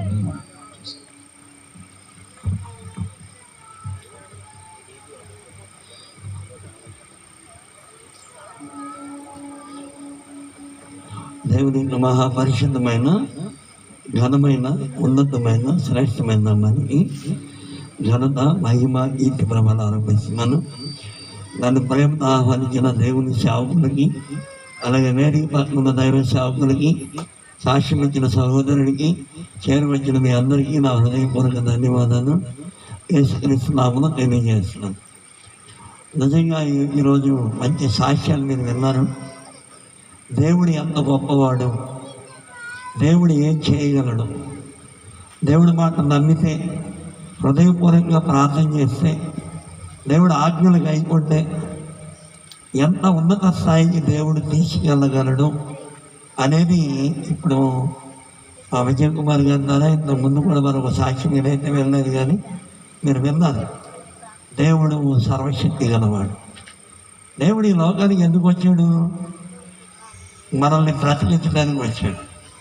మన దరిద్రాన్ని తొలగించి ఔషధ్యాన్ని ఇవ్వడానికి వచ్చాడు. మన పాపాన్ని తొలగించి పరిశుద్ధత ఇవ్వడానికి వచ్చాడు. మన మీద ఉన్న పాతాళాన్ని తొలగించి పరలోక రాజ్యాన్ని ఇవ్వడానికి వచ్చాడు. మనలో ఉన్న అశాంతిని, అసమాధానాన్ని తొలగించి శాంతిని, సమాధానాన్ని ఇవ్వడానికి ఆయన వచ్చాడు. ఇది మనం గ్రహించాలి. అప్పుడు దేవుడు మన ఆశీర్వదిస్తాడు. చూడండి, మత్తయి సువార్త 11వ అధ్యాయం 28, 29 వచ్చిన చదువుకున్నాం. అందరూ ఏక మనసుతో శ్రద్ధగా దేవుడి వాక్యాన్ని వింటే దేవుడు బాగా ఆశీర్వదిస్తాడు.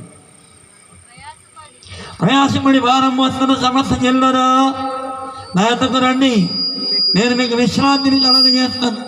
నేను సాత్వికుడు, దీన మనసు గలవాడును. నీ మీద నా కాడి ఎత్తుకున్న ఎంత నేర్చుకుని అప్పుడు మీ ప్రాణములకు విశ్రాంతి కలుగును. ఎలాగనగా నా కాడి సులువు, నా భారము తేలిక.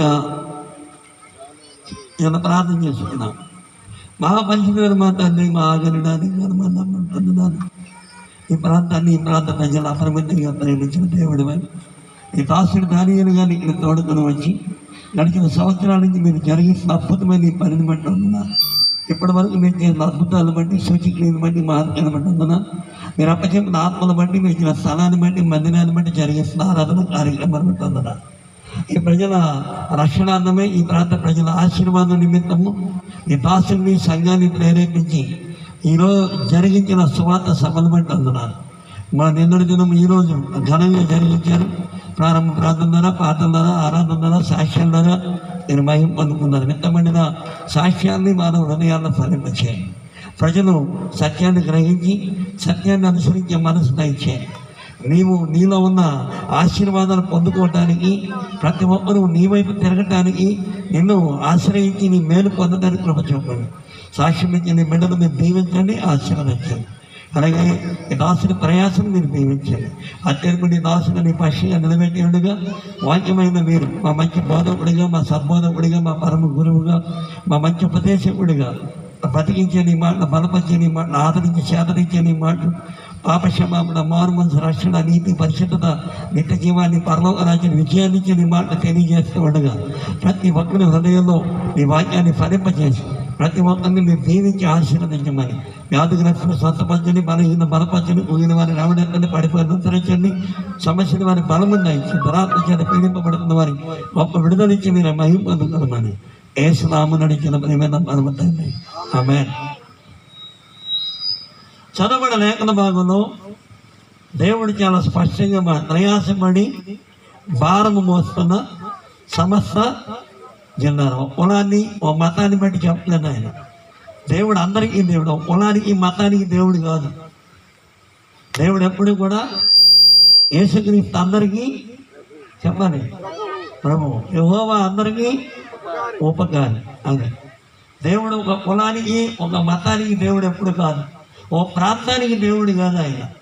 దేవుడు అంటే సర్వ మానవాళికి దేవుడై ఉన్నాడు. ఆయన పరలోకంలో ఉంటాడు. పరిశుద్ధుడు పరిశుద్ధుడు పరిశుద్ధుడు అని గాన ప్రతిగానముల చేత నిరంతరం ఆరాధించబడే దేవుడు ఆయన. సరే, మొత్తానికి దేవుడు సృష్టిని చేశాడు. ఆకాశాన్ని, భూమిని, సూర్యుడిని, చంద్రుడిని, నక్షత్రాలను నోటి మాటతో చేశాడు ఆయన. ఎవరైనా చెట్టు ముందా విత్తనం ఉందా అంటే చాలామంది సమాధానం దొరకదు. కానీ బైబిల్లో ఉన్న సమాధానం చెట్టు ముందు పుట్టింది, తర్వాత విత్తనం పుట్టింది. అవునా? విత్తనం ఇచ్చి చెట్లు మొలుచును కాక అన్నాడు. ప్రతిదానికి సమాధానం ఎక్కడ ఉందంటే బైబిల్లో ఉండదు. సృష్టి ఎలా పుట్టిందంటే బైబిలే సమాధానం. సృష్టి ఎలా నాశనం అయిపోతుందంటే బైబిలే సమాధానం. మానవుడు ఎలా పుట్టాడంటే బైబిలే సమాధానం. మానవుడు ఎలా పాడైపోయాడంటే బైబిలే సమాధానం. మళ్ళీ మానవుడు ఎలా బాగుపడ్డాడంటే బైబిలే సమాధానం. అన్నిటికీ జవాబు బైబిలే. ఎందుకంటే ఈ బైబిల్ పరిశుద్ధ గ్రంథం. ఇది భూమి మీద దేనికి లేని పేరు ఈ గ్రంథానికి ఉంది. ఈ గ్రంథంలో ఉన్న దేవుడిని నమ్ముకుంటే పరిశుద్ధులుగా చేయబడతారు. ఎందుకంటే ఆయన పరిశుద్ధుడు కాబట్టి. ఈ గ్రంథంలో దేవుడిని నమ్ముకుంటే పరలోకం చేరుకుంటారు. ఎందుకంటే ఆయన పరలోక రాజ్యానికి ఆయన అధిపతి కాబట్టి. ఈ బైబిల్లో ఉన్న దేవుడిని నమ్ముకుంటే నీతిమంతులుగా మార్చబడతారు. ఎందుకంటే ఈ బైబిల్లో ఉన్న దేవుడు నీతిశూరుడు కాబట్టి. ఇలా చెప్పుకుంటే అంటే చాలా వారిని చెప్పినా తీరదు అనమాట. అని అందరినీ అన్నీ చేసినాక దేవుడు మానవుడిని చేశాడు. మానవుడిని తన పోలికలో తన స్వరూపమందు నేల నుండి మట్టిని తీసి బొమ్మను చేసి నాసికానందులో జీవం ఆయన ఊదగా నరుడు జీవాత్మయ్యాడని దేవుడు వాక్యం మాట్లాడు. మొట్టమొదటి దేవుడు ఒక పురుషుడిని చేశాడు. అతనికి ఆదాము అని పేరు పెట్టాడు. ఆదాము గారికి దేవుడు ఆశీర్వదించాడు. ఆదికాండం 1వ అధ్యాయం 28వ వచనం. మంచి హుషారుగా తీయాలి పిల్లలు.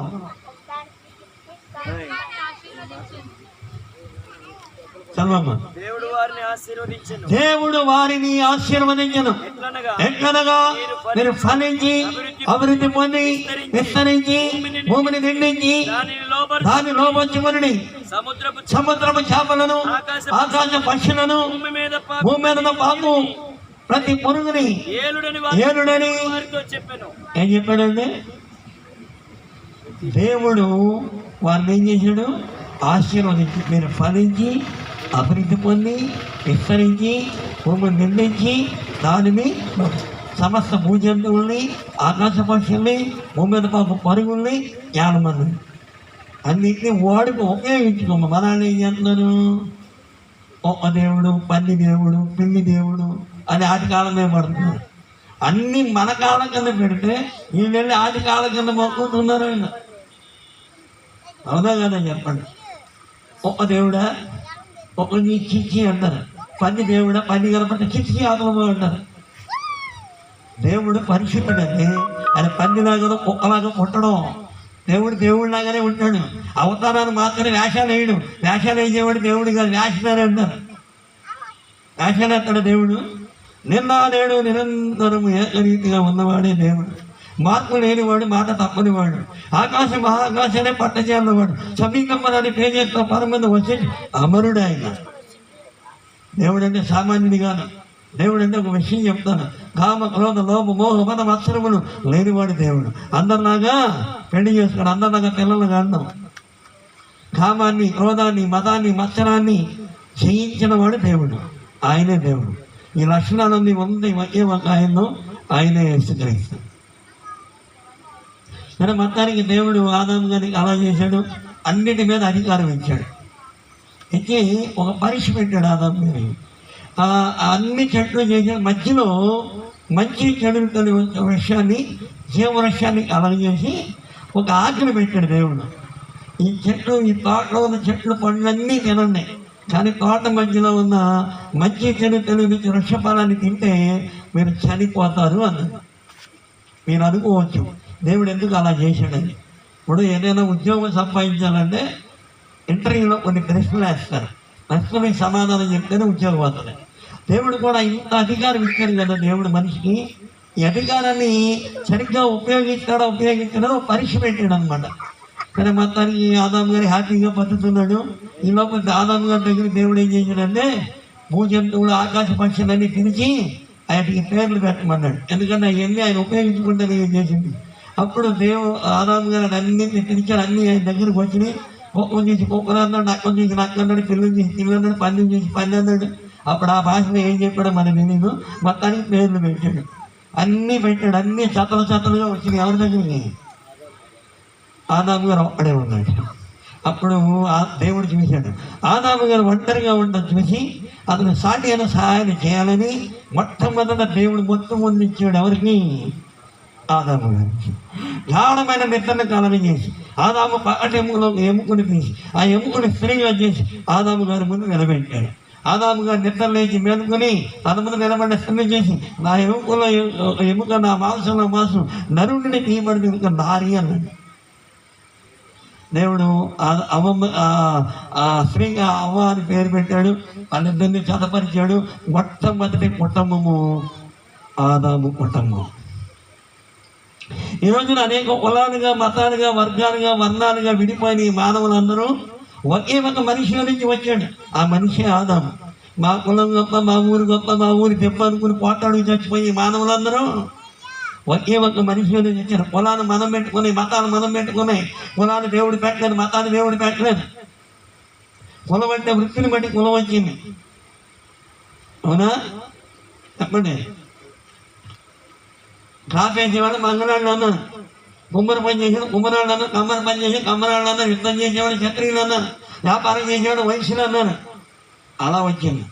అంతేగాని కులం అనేది కులం కాదు, వృత్తిని బట్టి కులం వచ్చింది.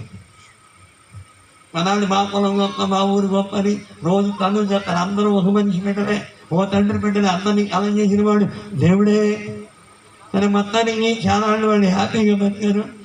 ఓ రోజు ఈ దేవుడు ఈ సృష్టి చేయకముందు పరలోకంలో ఉండేవాడు దేవుడు. ఆయన ఆరాధించడానికి దేవదూతలు ఉండేవారు. ఆ దేవదూతలో లూసిఫర్ అనే ఉన్నాడు. బాగా ఆరాధించేవాడు దేవుడు, మంచి సంగీత విద్వాంసుడు. అలా దేవుడిని ఆరాధిస్తూ ఉంటే దేవుడు ఆయన బాగా హెచ్చించాడు. ఈలోపు అతని గర్వం వచ్చేసింది. నేను దేవుడిని ఆరాధించడం ఏంటి, దేవుడే నన్ను ఆరాధించాలని దేవుడి మీద తిరుగుబాటు చేశాడు. దేవుడు అతను తోసాడు కిందకి. అలా తోచేసినటువంటి లూసిఫర్ అమ్మమ్మ గారి దగ్గరకు వచ్చి సర్ప రూపంలో వచ్చి అక్కడ ఏమని చెప్తాడంటే, ఇది నిజమా, ఈ తోటలో ఏదైనా పండు తినద్దు అన్నాడు దేవుడు అన్నాడు. అప్పుడు అమ్మమ్మని ఈ తోటలోని అన్ని ఫలాలు తినొచ్చిన మధ్యలో ఉన్న మంచి చెడు ఫలం తింటే చనిపోతారు అన్నాడు. అప్పుడు అన్న మీరు చావనే పండు తినదు, మీ కన్ను తినకుండా నేను మంచి చెడు ఎనిమిది దేవతలనే ఎవరికి చెప్పాడు? అమ్మమ్మ చెప్పాడు. ఎవరికి తెలిసని చెప్పాడు? దేవుడికే తెలిసని చెప్పాడు. చూడండి వాడంత తెలియగలడు. సరే, ఎంతైనా మనిషి దురాశ ఎక్కువ కదా, ఆశ ఉండాలి కానీ దురాశ ఉండకూడదు. దురాశ దుఃఖానికి చేయడు. అన్నీ ఇచ్చాడుగా తినమని, ఒకటేగా తినొద్దని అమ్మమ్మ గారికి ఆశ పుట్టింది. అమ్మో నేను దేవతలాగా ఉంటానని చెప్పి కాబట్టి కొన్ని కోసి తినేసి మళ్ళీ ఆదాం గారికి కూడా ఇచ్చింది. ఆదాం గారు ఎట్లయినా భార్యను నమ్ముతాడు కదా, అంతే కదా. ఇప్పుడు ఇంట్లో భార్యను ఏది పెట్టినా పత్రం తింటారు, మంచి పెడతారో చెడు పెడతారో అది ఏంటి ఒక నమ్మకం అంతే. అలాగే ఆదాం గారు కూడా భార్యను నమ్మి తినేసాడు. తినగానే ఇద్దరు కళ్ళు తెరవబడి అప్పటి మీద వారి మీద ఉన్న మహిమ తొలగిపోయింది. వాడు దిగంబరం అని తెలుసుకొని చెట్ల ఆకులు కలుపుకున్నారు. అప్పుడు ఆదాం మళ్ళీ దేవుడు ఆదాం గారి దగ్గరకు వచ్చాడు. ఏదైనా తోటలో ఆదామా అని పిలిచాడు. ఇంకా అక్కడ ఆదాము అంతకుముందే పరిగెత్తుకుంటూ వెళ్ళేవాడు ఎవరి దగ్గరికి? తప్పు చేశాడు కాబట్టి ఇప్పుడు చూడండి, మన పిల్లలకి మనం ఏదైనా చెప్తారే ఈ పని చేయరా నేను ఇంటికి వచ్చేపాటికి అంటే వాడు పని చేయకుండా అటు ఇటు తిరిగాడు అనుకోండి, మన నాయకుడు కనపడ్డా ఎక్కడ తప్పుకుంటాడు. అవునా? చెప్పండి, తప్పు చేసినాడు ఏం చేస్తాడు? మన ఇంటికి రాగానే ఏం చేస్తాడు? కనపడితే ఏం చేస్తాం మనం? పడతామో తిడతామో చేస్తాం. అలాగే ఆదాము కూడా భయపడి దాక్కున్నాడు. అప్పుడు ఆదామా ఎక్కడ ఉన్నాడు? అయ్యా నేను స్వరం విన్నప్పుడు దిగంబరిగా ఉన్నానని. అంతే, దిగంబరి అని తెలిపిన వాడు ఎవడు? నేను తినవద్దని ఆజ్ఞాపించేటప్పుడు నువ్వు తిన్నావా? అయ్యా నువ్వు నాకు ఇచ్చిన ఈ స్త్రీ ఇస్తే తిన్నాను అన్నాడు. ఆ స్త్రీని అడిగాడు, సర్పం నన్ను మోసం. ఎవడు కూడా తప్పు ఒప్పుకోదా. ఇప్పటికీ మనిషి తప్పు ఒప్పుకోడు. ఆదాం గారు ఏమన్నాను, అయ్యా తప్పు అయిపోయింది క్షమించాడు. అడగకుండా ఎవరి మీద దోషాడు? అవ్వ ఎవరి మీద దోషింది? ఇప్పటికీ జనాలు ఎవరి మీద దోషిస్తారు? చూడండి, చాలా మంది ఎవరి మీద అవుతారు చెప్పిన? సాతాను మీద అవుతారు. వీడు తప్పు ఒప్పుకోడు. సాతాను గంట శోధిస్తున్నాడు, అడుగుండే శోధి కదా. ఇప్పుడు ఆదాము గారు ఎక్కడే చూడండి, సాతాను బలవంతంగా తినిపించాడు. ఇప్పుడు చెప్పండి జాగ్రత్తగా, సాతాను ఆ అమ్మమ్మని చుట్టూ కట్టేసి బలవంతంగా ఆయన వచ్చి తినిపించాడా? తినమని చెప్పాడు. తినాలా వద్దనేది ఎవరిని అని. ఇప్పుడు తినాలా వద్దనే నిర్ణయం ఎవరిని? అమ్మమ్మని. అంతేగాని సాతాను నన్ను శోధిస్తున్నాడు. వాడు చెప్తాడు, చెప్తే నువ్వు చేసేస్తావా? చెప్పండి, సాతాను కూడా ప్రేరేపిస్తాడు. ఏమి? దేవుడికి వ్యతిరేకమైన పనులు చేయమని. నువ్వు చేస్తావా? మాట ముందు సాతాను కూడా నన్ను శోధిస్తున్నాడు. అది పని లేదండి. నువ్వు దేవుళ్ళ కరెక్ట్గా ఉంటే నువ్వు ఎవడేం చేయలేడు. నేను మొత్తానికి అమ్మమ్మ ఆదాము అలా చెప్పాడు. ఆదాము గారిని దేవుడు శపించాడు. నేను తినవద్దని పండు తిన్నావు కనుక నీ నిమిత్తం నేల శపించబడింది. ఇప్పటి వరకు భూమి మీద నువ్వు బతుకు తినమని చెమట కాచి ఆహారం తింటావు, తర్వాత నువ్వు మొందే కనుక తిరిగి మొందైపోతావు అన్నాడు. అమ్మమ్మ గారితో ఏం చెప్పాడు? నీ గర్భవేదన మీకు హెచ్చిస్తాను, నువ్వు ప్రయాసంతో భారంతో బిడ్డలు కంటావు, నీ భార్య నీ భర్త నీకు వాచ్యగలను అతన్ని ఏస్తాను అన్నాడు. తర్వాత ఆ సర్పంతో చెప్పాడు, నీ సంతానానికి స్త్రీ సంతానానికి మంచి విరోధం కొడుతున్నాను, వారిని నీ తల మీద కొడతాను, నువ్వు మడి మీద కొడతావు. ఇదంతా బైబిల్లో ఉంది. నాకు ఆటోమేటిక్గా నోటెడ్ కాబట్టి చెప్తున్నాను. చదువుకోండి, ఆది కాలంలో ఉండి ఇవన్నీ. అక్కడి నుంచి దేవుడు ఆదాము గారిని ఏం చేశాడు? ఏదైనా తోటలకి బయటికి పంపించేశాడు. వాళ్ళకి చర్మపు ఆయన గుర్తించాడు. అలాగా భూమి మీద పాపం అనేది ప్రారంభమైంది.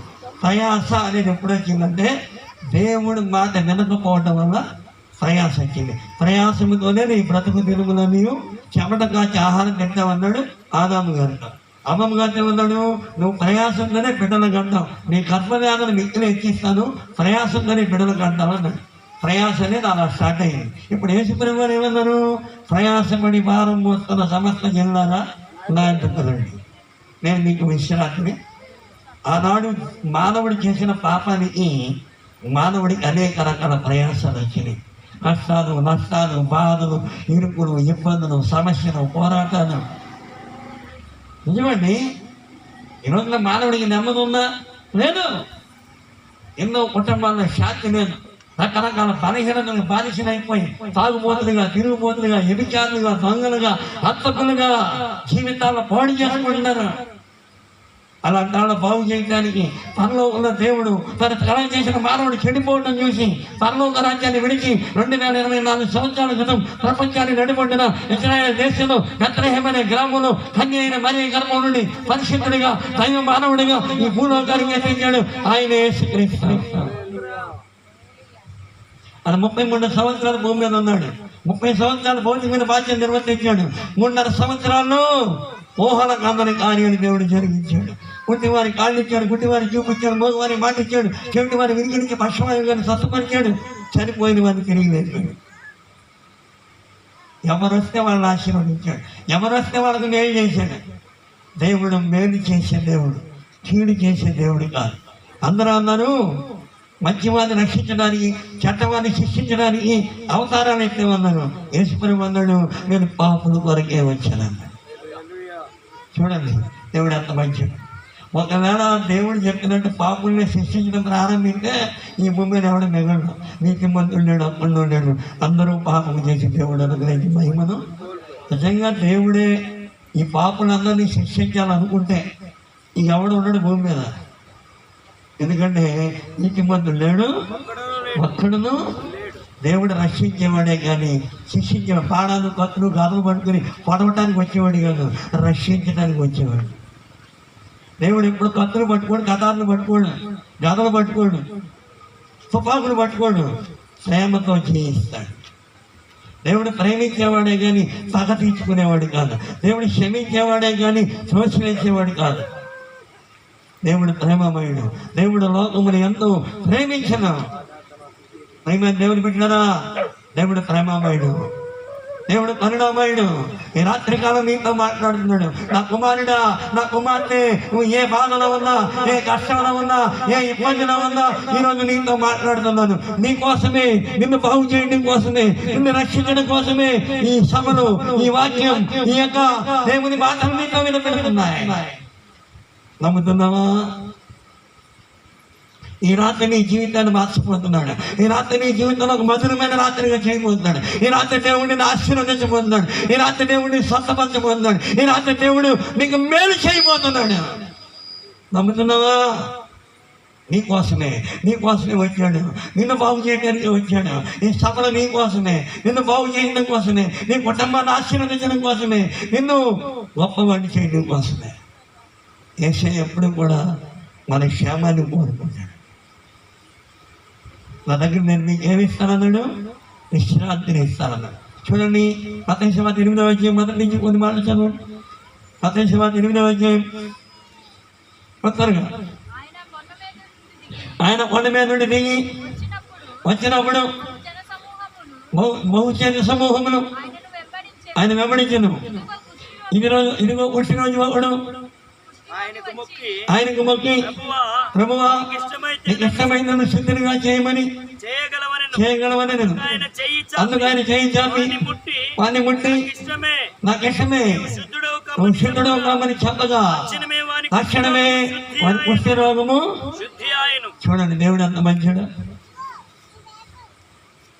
ఒక కుష్ఠవ్యాధి గ్రస్తులుగా ఆ రోజుల్లో ఊళ్ళోకి రానిచ్చేవాడిగా, వాళ్ళని ఊళ్ళో కనపడితే రాళ్ళెట్టి కొట్టేవాడు. వాళ్ళకు ఒక ప్రత్యేకమైన కాలనీలు ఉన్నాయి. ఇప్పటికి నేను గన్నవరంలో ఎయిర్పోర్ట్ ఎదురుగా లెప్రసీ కాలనీలు ఉంటాయి. నేను చాలాసార్లు 2 నెలల మధ్యలో వాకింగ్ చెప్పాను. వాళ్ళకి కొంత బట్టలకి కూడా ఏమన్నా మా జిద్దూరి భాష గారు ఉన్నారు. ప్రతి సంవత్సరం వాళ్ళు భోజనాలు పెట్టేస్తాను అన్నమాట. ఆ రోజుల్లో కుష్ఠవ్యాధి గ్రస్తుల్ని సమాజంలోకి రానిచ్చేవాడిగా. అందుకే కొండ మీద యేసుప్రభువు వారు ప్రసంగం చేస్తున్నప్పుడు ఆ పైన ఉండి ఆయన మాట్లాడు, అడుగుడి నీ ఈ మడి వెతుకుడి మీకు తట్టడి నీకు తీయమండి అని ఆ మాటను విని ఈ కుష్ఠవ్యాధి గ్రస్తులు యేసు దగ్గరకు వచ్చాడు. ఆయన మార్గంలో తిరుగుతూ కూడా ఏ రోడ్లో ఏ దారిలో వస్తాడో ఆ దారిలో రెడీగా ఉన్నాడు. రాగానే ఆయన కాలమే పడిపోయాడు. ఎవడు దీనినే నవీన హృదయంగానే వాడి నా మాట విని ఒడుకుతూ ఉండను వాడిని దృష్టిస్తానన్నాడు యేసయ్య. ఈ తిండు మొదపెట్టగా యెహోవా ఆలకించెను, అతను కానీ శ్రమలన్నింటి అతను రక్షించనని దేవుని వాక్యం మాట్లాడుతుంది. అతడు దీనుడై తను తాను తగ్గించుకుని యేసయ్య పాదాల మీద పడి, అయ్యా నీకు ఇష్టమైతే నన్ను శుద్ధుడిగా చేయి. నేనైతే పాత్రుడి కాదు, నేనైతే మంచిది కాదు, నేను దుర్మార్గుడిని.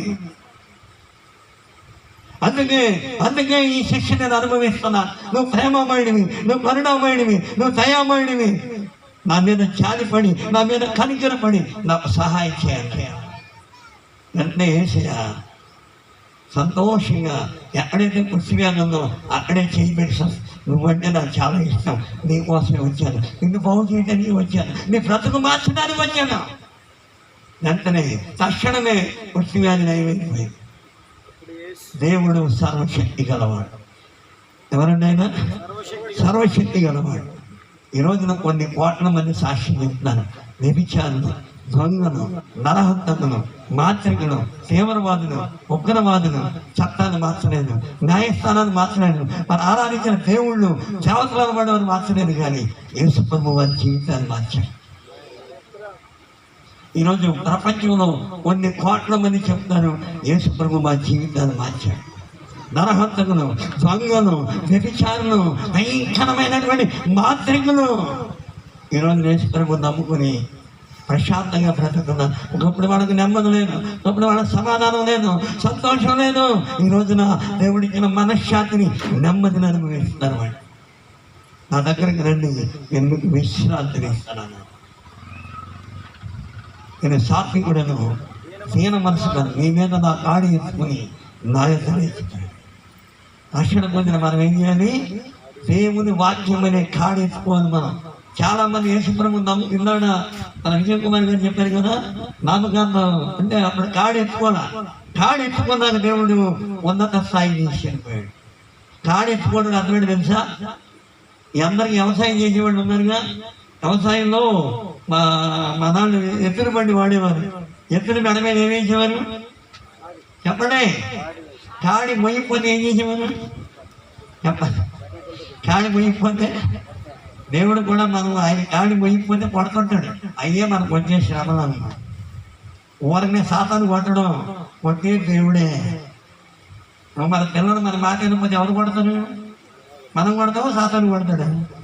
మా నాన్న ఎప్పుడు సాతాను కొడతాడు అంటారు. అవన్నీ పిచ్చి మాటలు. నువ్వు దేవుడి మాట వినకపోతే దేవుడు ఊరుకుంటాడా? సాక్షి కొడతాడు. అలాగే వచ్చే శ్రమలు అన్నమాట. నీ మీద నా కాడి ఎత్తుకుని ఈరోజు మనుషులు దేవుడి కాడి ఎత్తుకోవటంలా మనుషుని కాడి ఎత్తుకుంటున్నారు. కాడి అంటే తెలుసా? వాక్యం. దేవుడు వాక్యానుసారంగా నువ్వు జీవిస్తే నీ ప్రాణములకు విశ్రాంతి.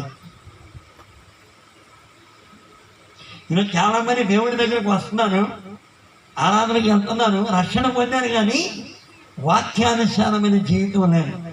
దేవుడి మాట వినను, దేవుడి ఆజ్ఞలను గైకొనను, దేవుడి కట్టలను అనుసరించను. అందుకే వాళ్ళ జీవితాల్లో నెమ్మది ఉండలేదు, సమాధానం ఉండలేదు, వాళ్ళు సంతోషంగా ఉండలేకపోతున్నారు. నిజంగా నువ్వు దేవుడి మాట వింటే, నిజంగా నువ్వు దేవుడి ఆజ్ఞలు గైకుంటే, నిజంగా నువ్వు దేవుడి వాక్యానుసారంగా జీవిస్తే నువ్వు ఎంత ప్రశాంతంగా జీవిస్తావంటే అది ఊహలకు అందనంత అద్భుతంగా. బైబిల్ గ్రంథం యెషయా మాట్లాడింది, ఎవరి మనసు అయితే ఆయన మీద ఆనుకుంటుందో పూర్ణ శాంతి అంటాడు. ఏ శాంతి? అసలు శాంతి ఉంటుంది, మనకి పూర్ణ శాంతి ఉంటుంది. శాంతి నాకు ఎప్పుడు చూసినా కష్టాలు బాధలే చెప్పుకుంటాను, కానీ నేను చాలా బాగున్నాను యేసు ప్రభువుని బట్టి అని చెప్పేవాళ్ళు ఎంతమంది ఉన్నారండి? నేను చెప్తాను, I'm so happy in the name of Jesus Christ. నిజమండి, నిజంగా నేను ప్రశాంతమైన జీవితాన్ని గడుపుతున్నాను. నేను ఎందుకో తెలుసా? యేసు నాతో ఉన్నాడు కాబట్టి, యేసయ్య నన్ను రక్షించాడు కాబట్టి, యేసయ్య నా జీవితంలో నా హృదయంలో ఉన్నాడు కాబట్టి I'm so happy in the name of Jesus Christ. నిజం. దేవుడు ఎలా ఆశీర్వదిస్తాడంటే ముందు నన్ను మనశ్శాంతి ఉండదండి. దేవుడు నమ్ముకున్న ఈ మనశ్శాంతి. నేను ఒక సాక్ష్యం చెప్తాను. ఇది తమిళనాడులో జరిగింది. ఒక ధనవంతుడు, చాలా డబ్బు ఉంది, కానీ నెమ్మది ఉండేది కాదు, నిద్ర పట్టేది కాదు. ఎన్ని రకాల ప్రయత్నాలు చేసినా, ఎంతమంది డాక్టర్ల దగ్గరికి వెళ్ళినా నిద్ర పట్టేది కాదు. సరే, కొంతమంది సలహా ఇచ్చారు, అయ్యా మరి మంచి మంచి బలమైన కుక్కలను పెట్టుకో, ఆ కుక్కలు ఎవరు రాకుండా నేను కాపాడుతాయి. ఆ కుక్కలు ఏం చేస్తాయంటే ఏ చిన్నగా శబ్దం వచ్చినా ఇక దాంతో నిద్ర పడుతుందా. తర్వాత సెక్యూరిటీ గార్డులు పెట్టుకోమన్నారు, అయినా నిద్ర రాట్లా, పిచ్చెక్కిపోతున్నాయి, ఓట్లు ఆస్తి ఉన్నాయి, మంచి భార్య ఉంది, పిల్లలు ఉన్నారు, కానీ నిద్ర పడుతుందా. ఓ రోజు ఇలాగే మీటింగ్ జరుగుతాయండి. అటు వెళ్తా ఆ రోజు అక్కడ వాక్యం విన్నాడు ఆయన, ప్రయాసపడి భారం మోస్తున్న సమస్య చెందారా గతకు నేను విశ్రాంతిని ఇస్తానని. అప్పుడు ఆ మాటల ద్వారా ఈయన దేవుడి వైపు తిరిగాడు. తిరిగి ఆ మీటింగ్ అంతా అయిపోయిన పాస్టర్ ఇంటికి తీసుకెళ్ళి ప్రార్థన చేసుకున్నాడు. ఆ రోజు ఆయన నిద్రపోయాడు. అప్పుడు దేవుడిని తెలుసుకున్నాడు.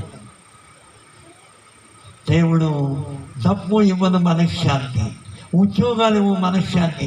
ఈరోజు ఉద్యోగాలు చేసేవాడు మనశ్శాంతి లేక ఎంతోమంది ఆత్మహత్య చేసుకుంటున్నారు. వ్యాపారాలు చేసేవాడు మనశ్శాంతి లేక ఆత్మహత్య చేసుకుంటున్నారు. నిజమైన మనశ్శాంతి, నిజమైన శాంతి, నిజమైన సమాధానం యేసు దగ్గర ఉంది. యేసు నీతో ఉంటే, యేసు నీలో ఉంటే సమాధానం, శాంతి, సంతోషం, ఆనందం, ఉత్సాహం, ఆశీర్వాదం, అభివృద్ధి, పరలోక రాజ్యం అన్నీ నీవే. ఇంకొక ఆయన ఉన్నారు, ఆయన మా చర్చిలోనే ఉంటారు. లాస్ట్ టైం వస్తే మీ పాస్ గారు టైమే ఉన్నారు. నిజం చాలా బాధ వేసింది. మురళి గారని మా బంధువే ఉంటాడు. ఆయన వేసుకోమంటే పడదాం నిజమండి. ఆయన కనర్శీల అన్న ఉండేవారు. ఆయన ఇంటి ఎదురుగా చర్చ్ ఉండేది. ఆ చర్చ్ మీద మైకులు పెట్టి వాక్యం చెప్తుంటే ఆ వైర్లు కట్ చేసేవాడు ఆయన. తర్వాత ఆ కాలనీ కమిషనర్ గారితో మాట్లాడి పోలీసు వాళ్ళకు కూడా రిపోర్ట్ ఇచ్చాడు. ఆ తర్వాత ఆయన మా బంధువు కాబట్టి మా పాస్టర్ గారికి మేనత్త గారు కొడుకు అనమాట ఆయన. వాళ్ళ అమ్మగారు చాలా నిజాయితీగా ఉండేవారు. సరే ఎప్పుడన్నా మా ఇంట్లో ప్రత్యేకమైన కార్యక్రమాలు పెడితే వచ్చేవాడు. ఆయన వచ్చి భోజనం చేసి వెళ్ళిపోయేవాడు. ఓ రోజు ఆరాధన జరిగింది. ఆ రోజు ఆరాధన అయిపోయినా వచ్చాడు ఆయన.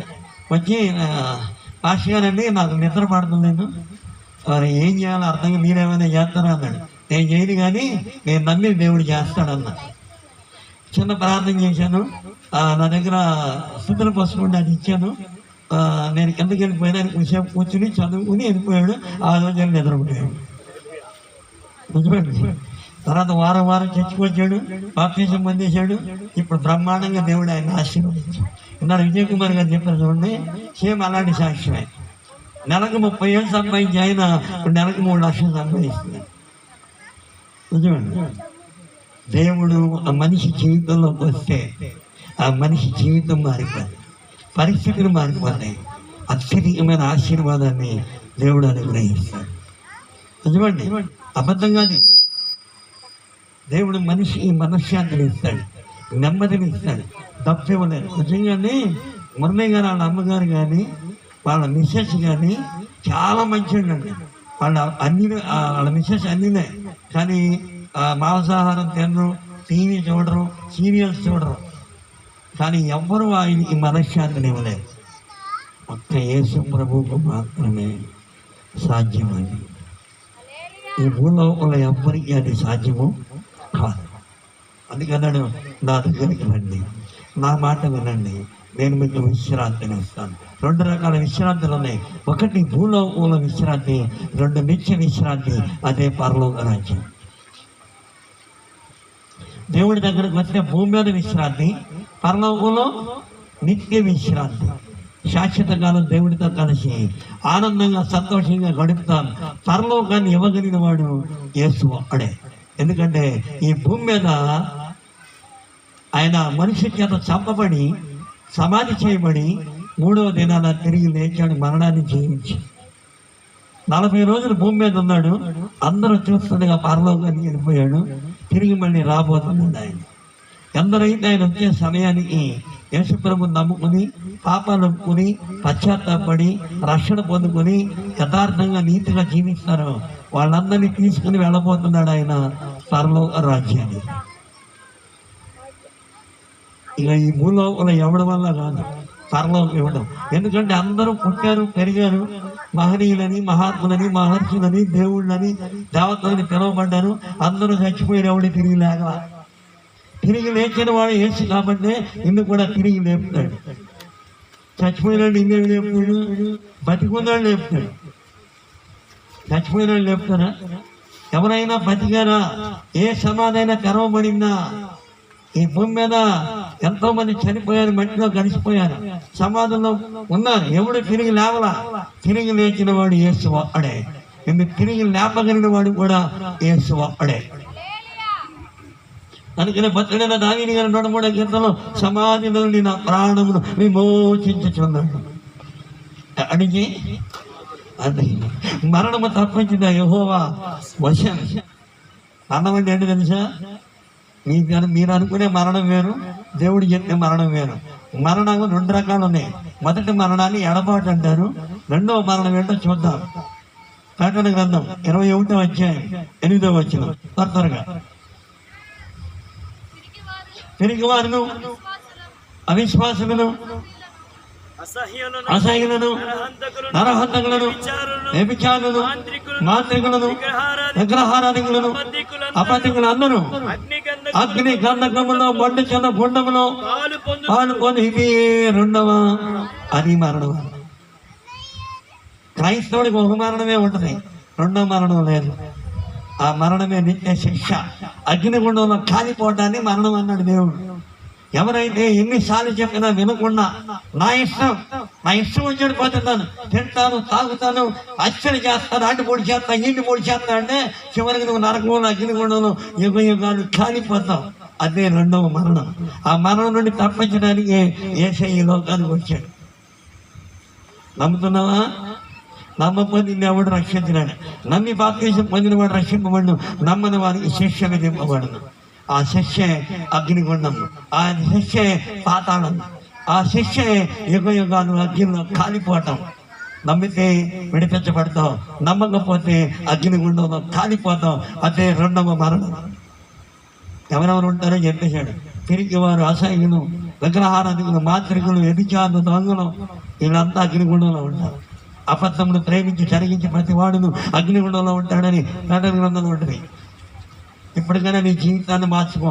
ఎంతకాలం ఇంకా అజ్ఞానంలో బ్రతుకుతాం, ఎంతకాలం అవివేకంలో బ్రతుకుతాం, ఎంతకాలం పాపంలో బ్రతుకుతాం, ఎంతకాలం మురికోపంలో బ్రతుకుతాం. తాగుబోతులుగా, వ్యభిచారులుగా, దొంగలుగా, నరహంతకులుగా నువ్వు బ్రతికితే ఒక రోజున దేవుడి సింహాసనం ముందు తీర్పు తీరుస్తాడు. ఆ తీర్పులో నువ్వు దోషమని తేలితే నేను అగ్నిగుండంలో విసిరేస్తాడు. నిన్ను రక్షించే కాలం ఇది, నిన్ను కాపాడే కాలం ఇది. నేడే నీకు అనుకూల సమయం, నేడే రక్షణ దినం. రేపు నీది కాదు, రేపు నువ్వు ఉంటావో లేదో నీకు తెలియదు. ఈ రాత్రే నీ ప్రాణం అడిగితే, ఈ రాత్రే దేవుడు నిన్ను తీసుకుంటే ఎక్కడుంటావు నువ్వు? పరలోకంలో ఉంటావా, పాతాళంలో ఉంటావా? నేడే, ఈరోజే. రేపు నీది కాదు, రేపు నాది కూడా కాదు. అవునా? ఇవాళ కనపడ్డాడు, రేపు కనపడుతుందా? ఇవాళ కనపడ్డాడు, రేపు కనపడుతుందా? ఏ క్షణము నీ యాత్ర ముగిసిపోతున్నావు.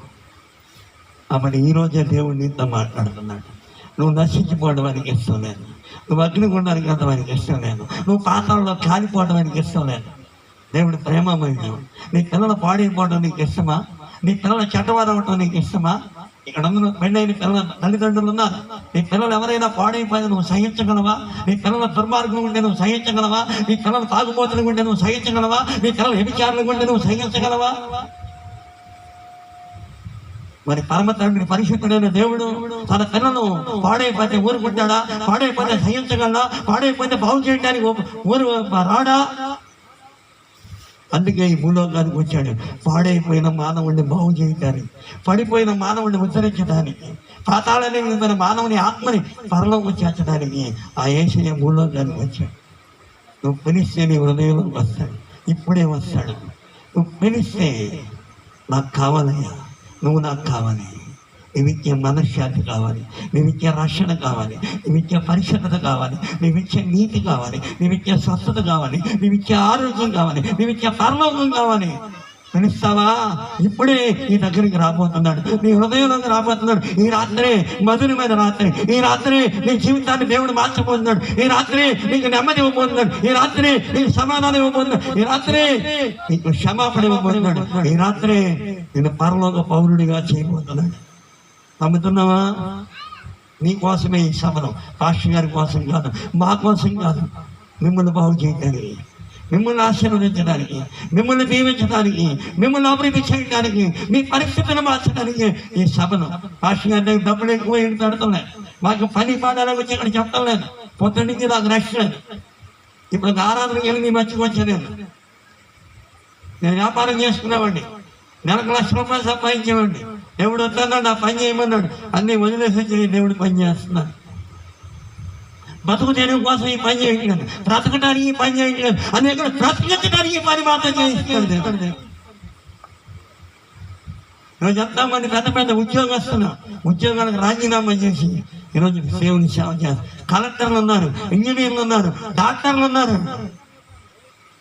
ఒక సంపాదన లేకపోయినా ఒక భారం, ఒక బాధ మా తోటి ప్రజల్లో చచ్చిపోకూడదని, అగ్నిగుండానికి వెళ్ళకూడదని, పాతాళంలో ఉండకూడదని. అందుకే ఈ సభలు. అంతేగాని దాసుడి దగ్గరను అమెరికా నుంచి డబ్బులు వస్తున్నాయను లేకపోతే దేనికో పెడతలేదు. మీకోసం, మీ బాగు కోసం, మీ మేలు కోసం, ఈ ప్రాంత ప్రజల ఆశీర్వాదం కోసం, ఈ ప్రాంత ప్రజల అగ్నిగుండంలోంచి విడిపించబడాలని, ఈ ప్రాంత ప్రజల దేవుని యొక్క మహిమను చూడాలని, దేవుడి ఆశీర్వాదాన్ని పొందాలని, దేవుడిచ్చే శాంతి సమాధానాన్ని అనుభవించాలని నమ్మితే నా మహిమను చూస్తామంటే నమ్ముతున్నావా? ఈ రాత్రి నీ జీవితాన్ని మార్చిపోతుంది. ఈ రాత్రి దేవుడిని ఆశీర్వదించబోతుంది. ఈ రాత్రి దేవుడిని రోగాన్ని నయం చేయబోతున్నాడు. ఈ రాత్రి నీకు మనశ్శాంతిని ఇవ్వబోదు. ఈ రాత్రి నీకు పాప క్షమాపణ ఇవ్వబోదు. ఈ రాత్రి నీ జీవితాన్ని ఆశీర్వదించబోతున్నాడు. దేవుడి మాటల్ని ఆశీర్వదించను గాక. ఆమేన్.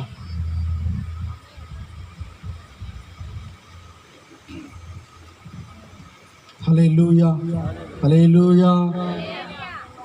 చక్కని మాటలు దేవుని యొక్క సువార్తను అందించిన దైవజనులు సురేషయ్య గారికి హృదయపూర్వకమైన వందనాలు తెలియజేస్తున్నాను.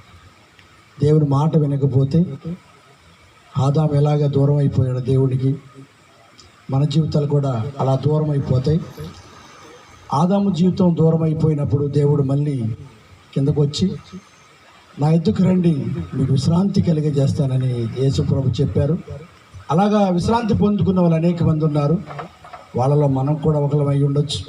కాబట్టి రాత్రి చక్కని వర్తమానాన్ని దేవుడు మీకు అనుగ్రహించారు. సంతోషంగా చెప్పండి, గోక్కోవద్దు, మొహలు ఒకలా పెట్టుకు చెప్పండి, హల్లెలూయా చెప్పండి. అందరూ గోక్కుంటున్నారు చాలామంది, అలాగ ఉండకూడదు, చాలా చక్కగా ఉండాలి. నవ్వండి ఒకసారి, హల్లెలూయా, హల్లెలూయా. మరి అలాగే కానుకలు సమర్పణ చేద్దాం. తమ్ముడు వచ్చి పల్లవి చరణం పాడుతున్నప్పుడు మనందరం కూడా చిన్న కానుకలు సమర్పిద్దాం, దేవునికి ఇద్దాం, దేవుని యొక్క పరిచర్యకి ఇద్దాం. విలువైనటువంటి కానుకలు దేవునికి సమర్పించేటప్పుడు చిన్న పల్లవి చరణం పాడుకుందాం. తర్వాత మన మధ్యలో 2 నిమిషాలు ప్రార్థనలని కానుకల నిమిత్తం ప్రార్థన చేస్తే ఈరోజు మనకి అందరికి కూడా మరి యొక్క ఫుడ్ ఏర్పాటు చేసినటువంటి కొన్ని కుటుంబాలు అండి, వారి కోసం కూడా మన మధ్యలో బ్రదర్ మా స్నేహితులు ఉన్నారు, అని ప్రార్థన చేస్తారు. మన మధ్యలో షఫన్ గారు కూడా ఒక ప్రార్థన చేస్తారు. ఒక 2-3 ప్రార్థనలు ఉన్నాయి. దాని తర్వాత మనం ఇక్కడ సెలవు తీసుకుంటాం, భోజనం చేస్తాం.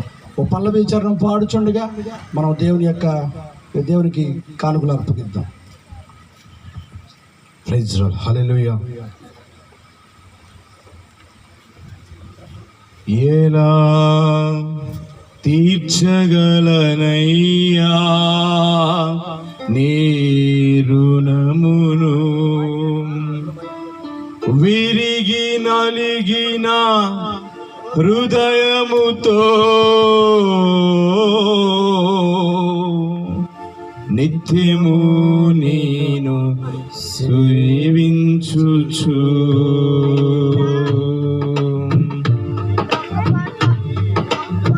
విరిగి నలిగిన హృదయముతో నిత్యము నిన్ను స్తుతించుచు, యేసయ్యా నా జీవితం నీ పాద సేవకే అంకితం.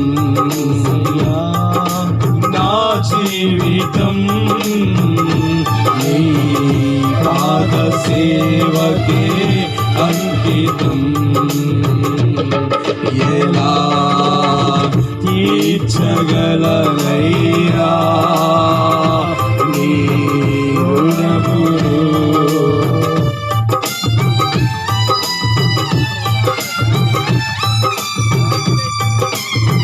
ఆరిపోయిన ఈ దీపాన్ని వెలిగించిన స్తోత్రం.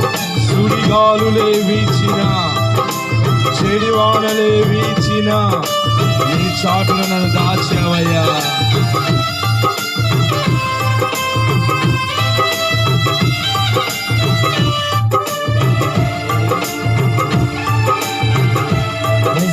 హల్లెలూయా.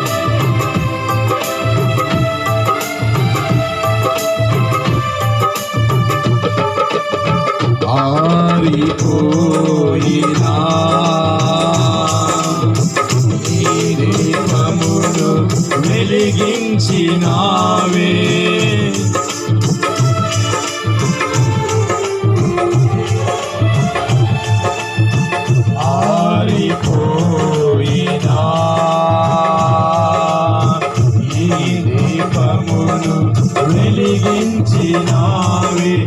సుడిగాలులే వీచినా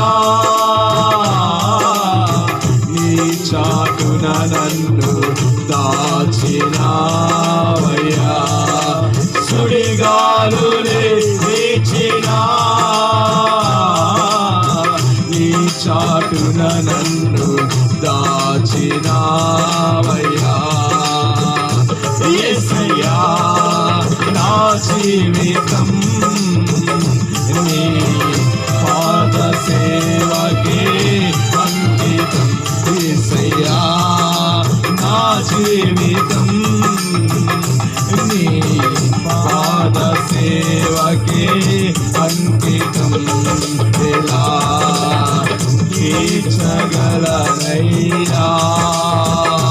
నీ రుణమును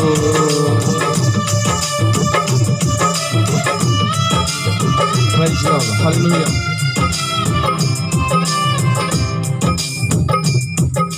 హల్లెలూయా.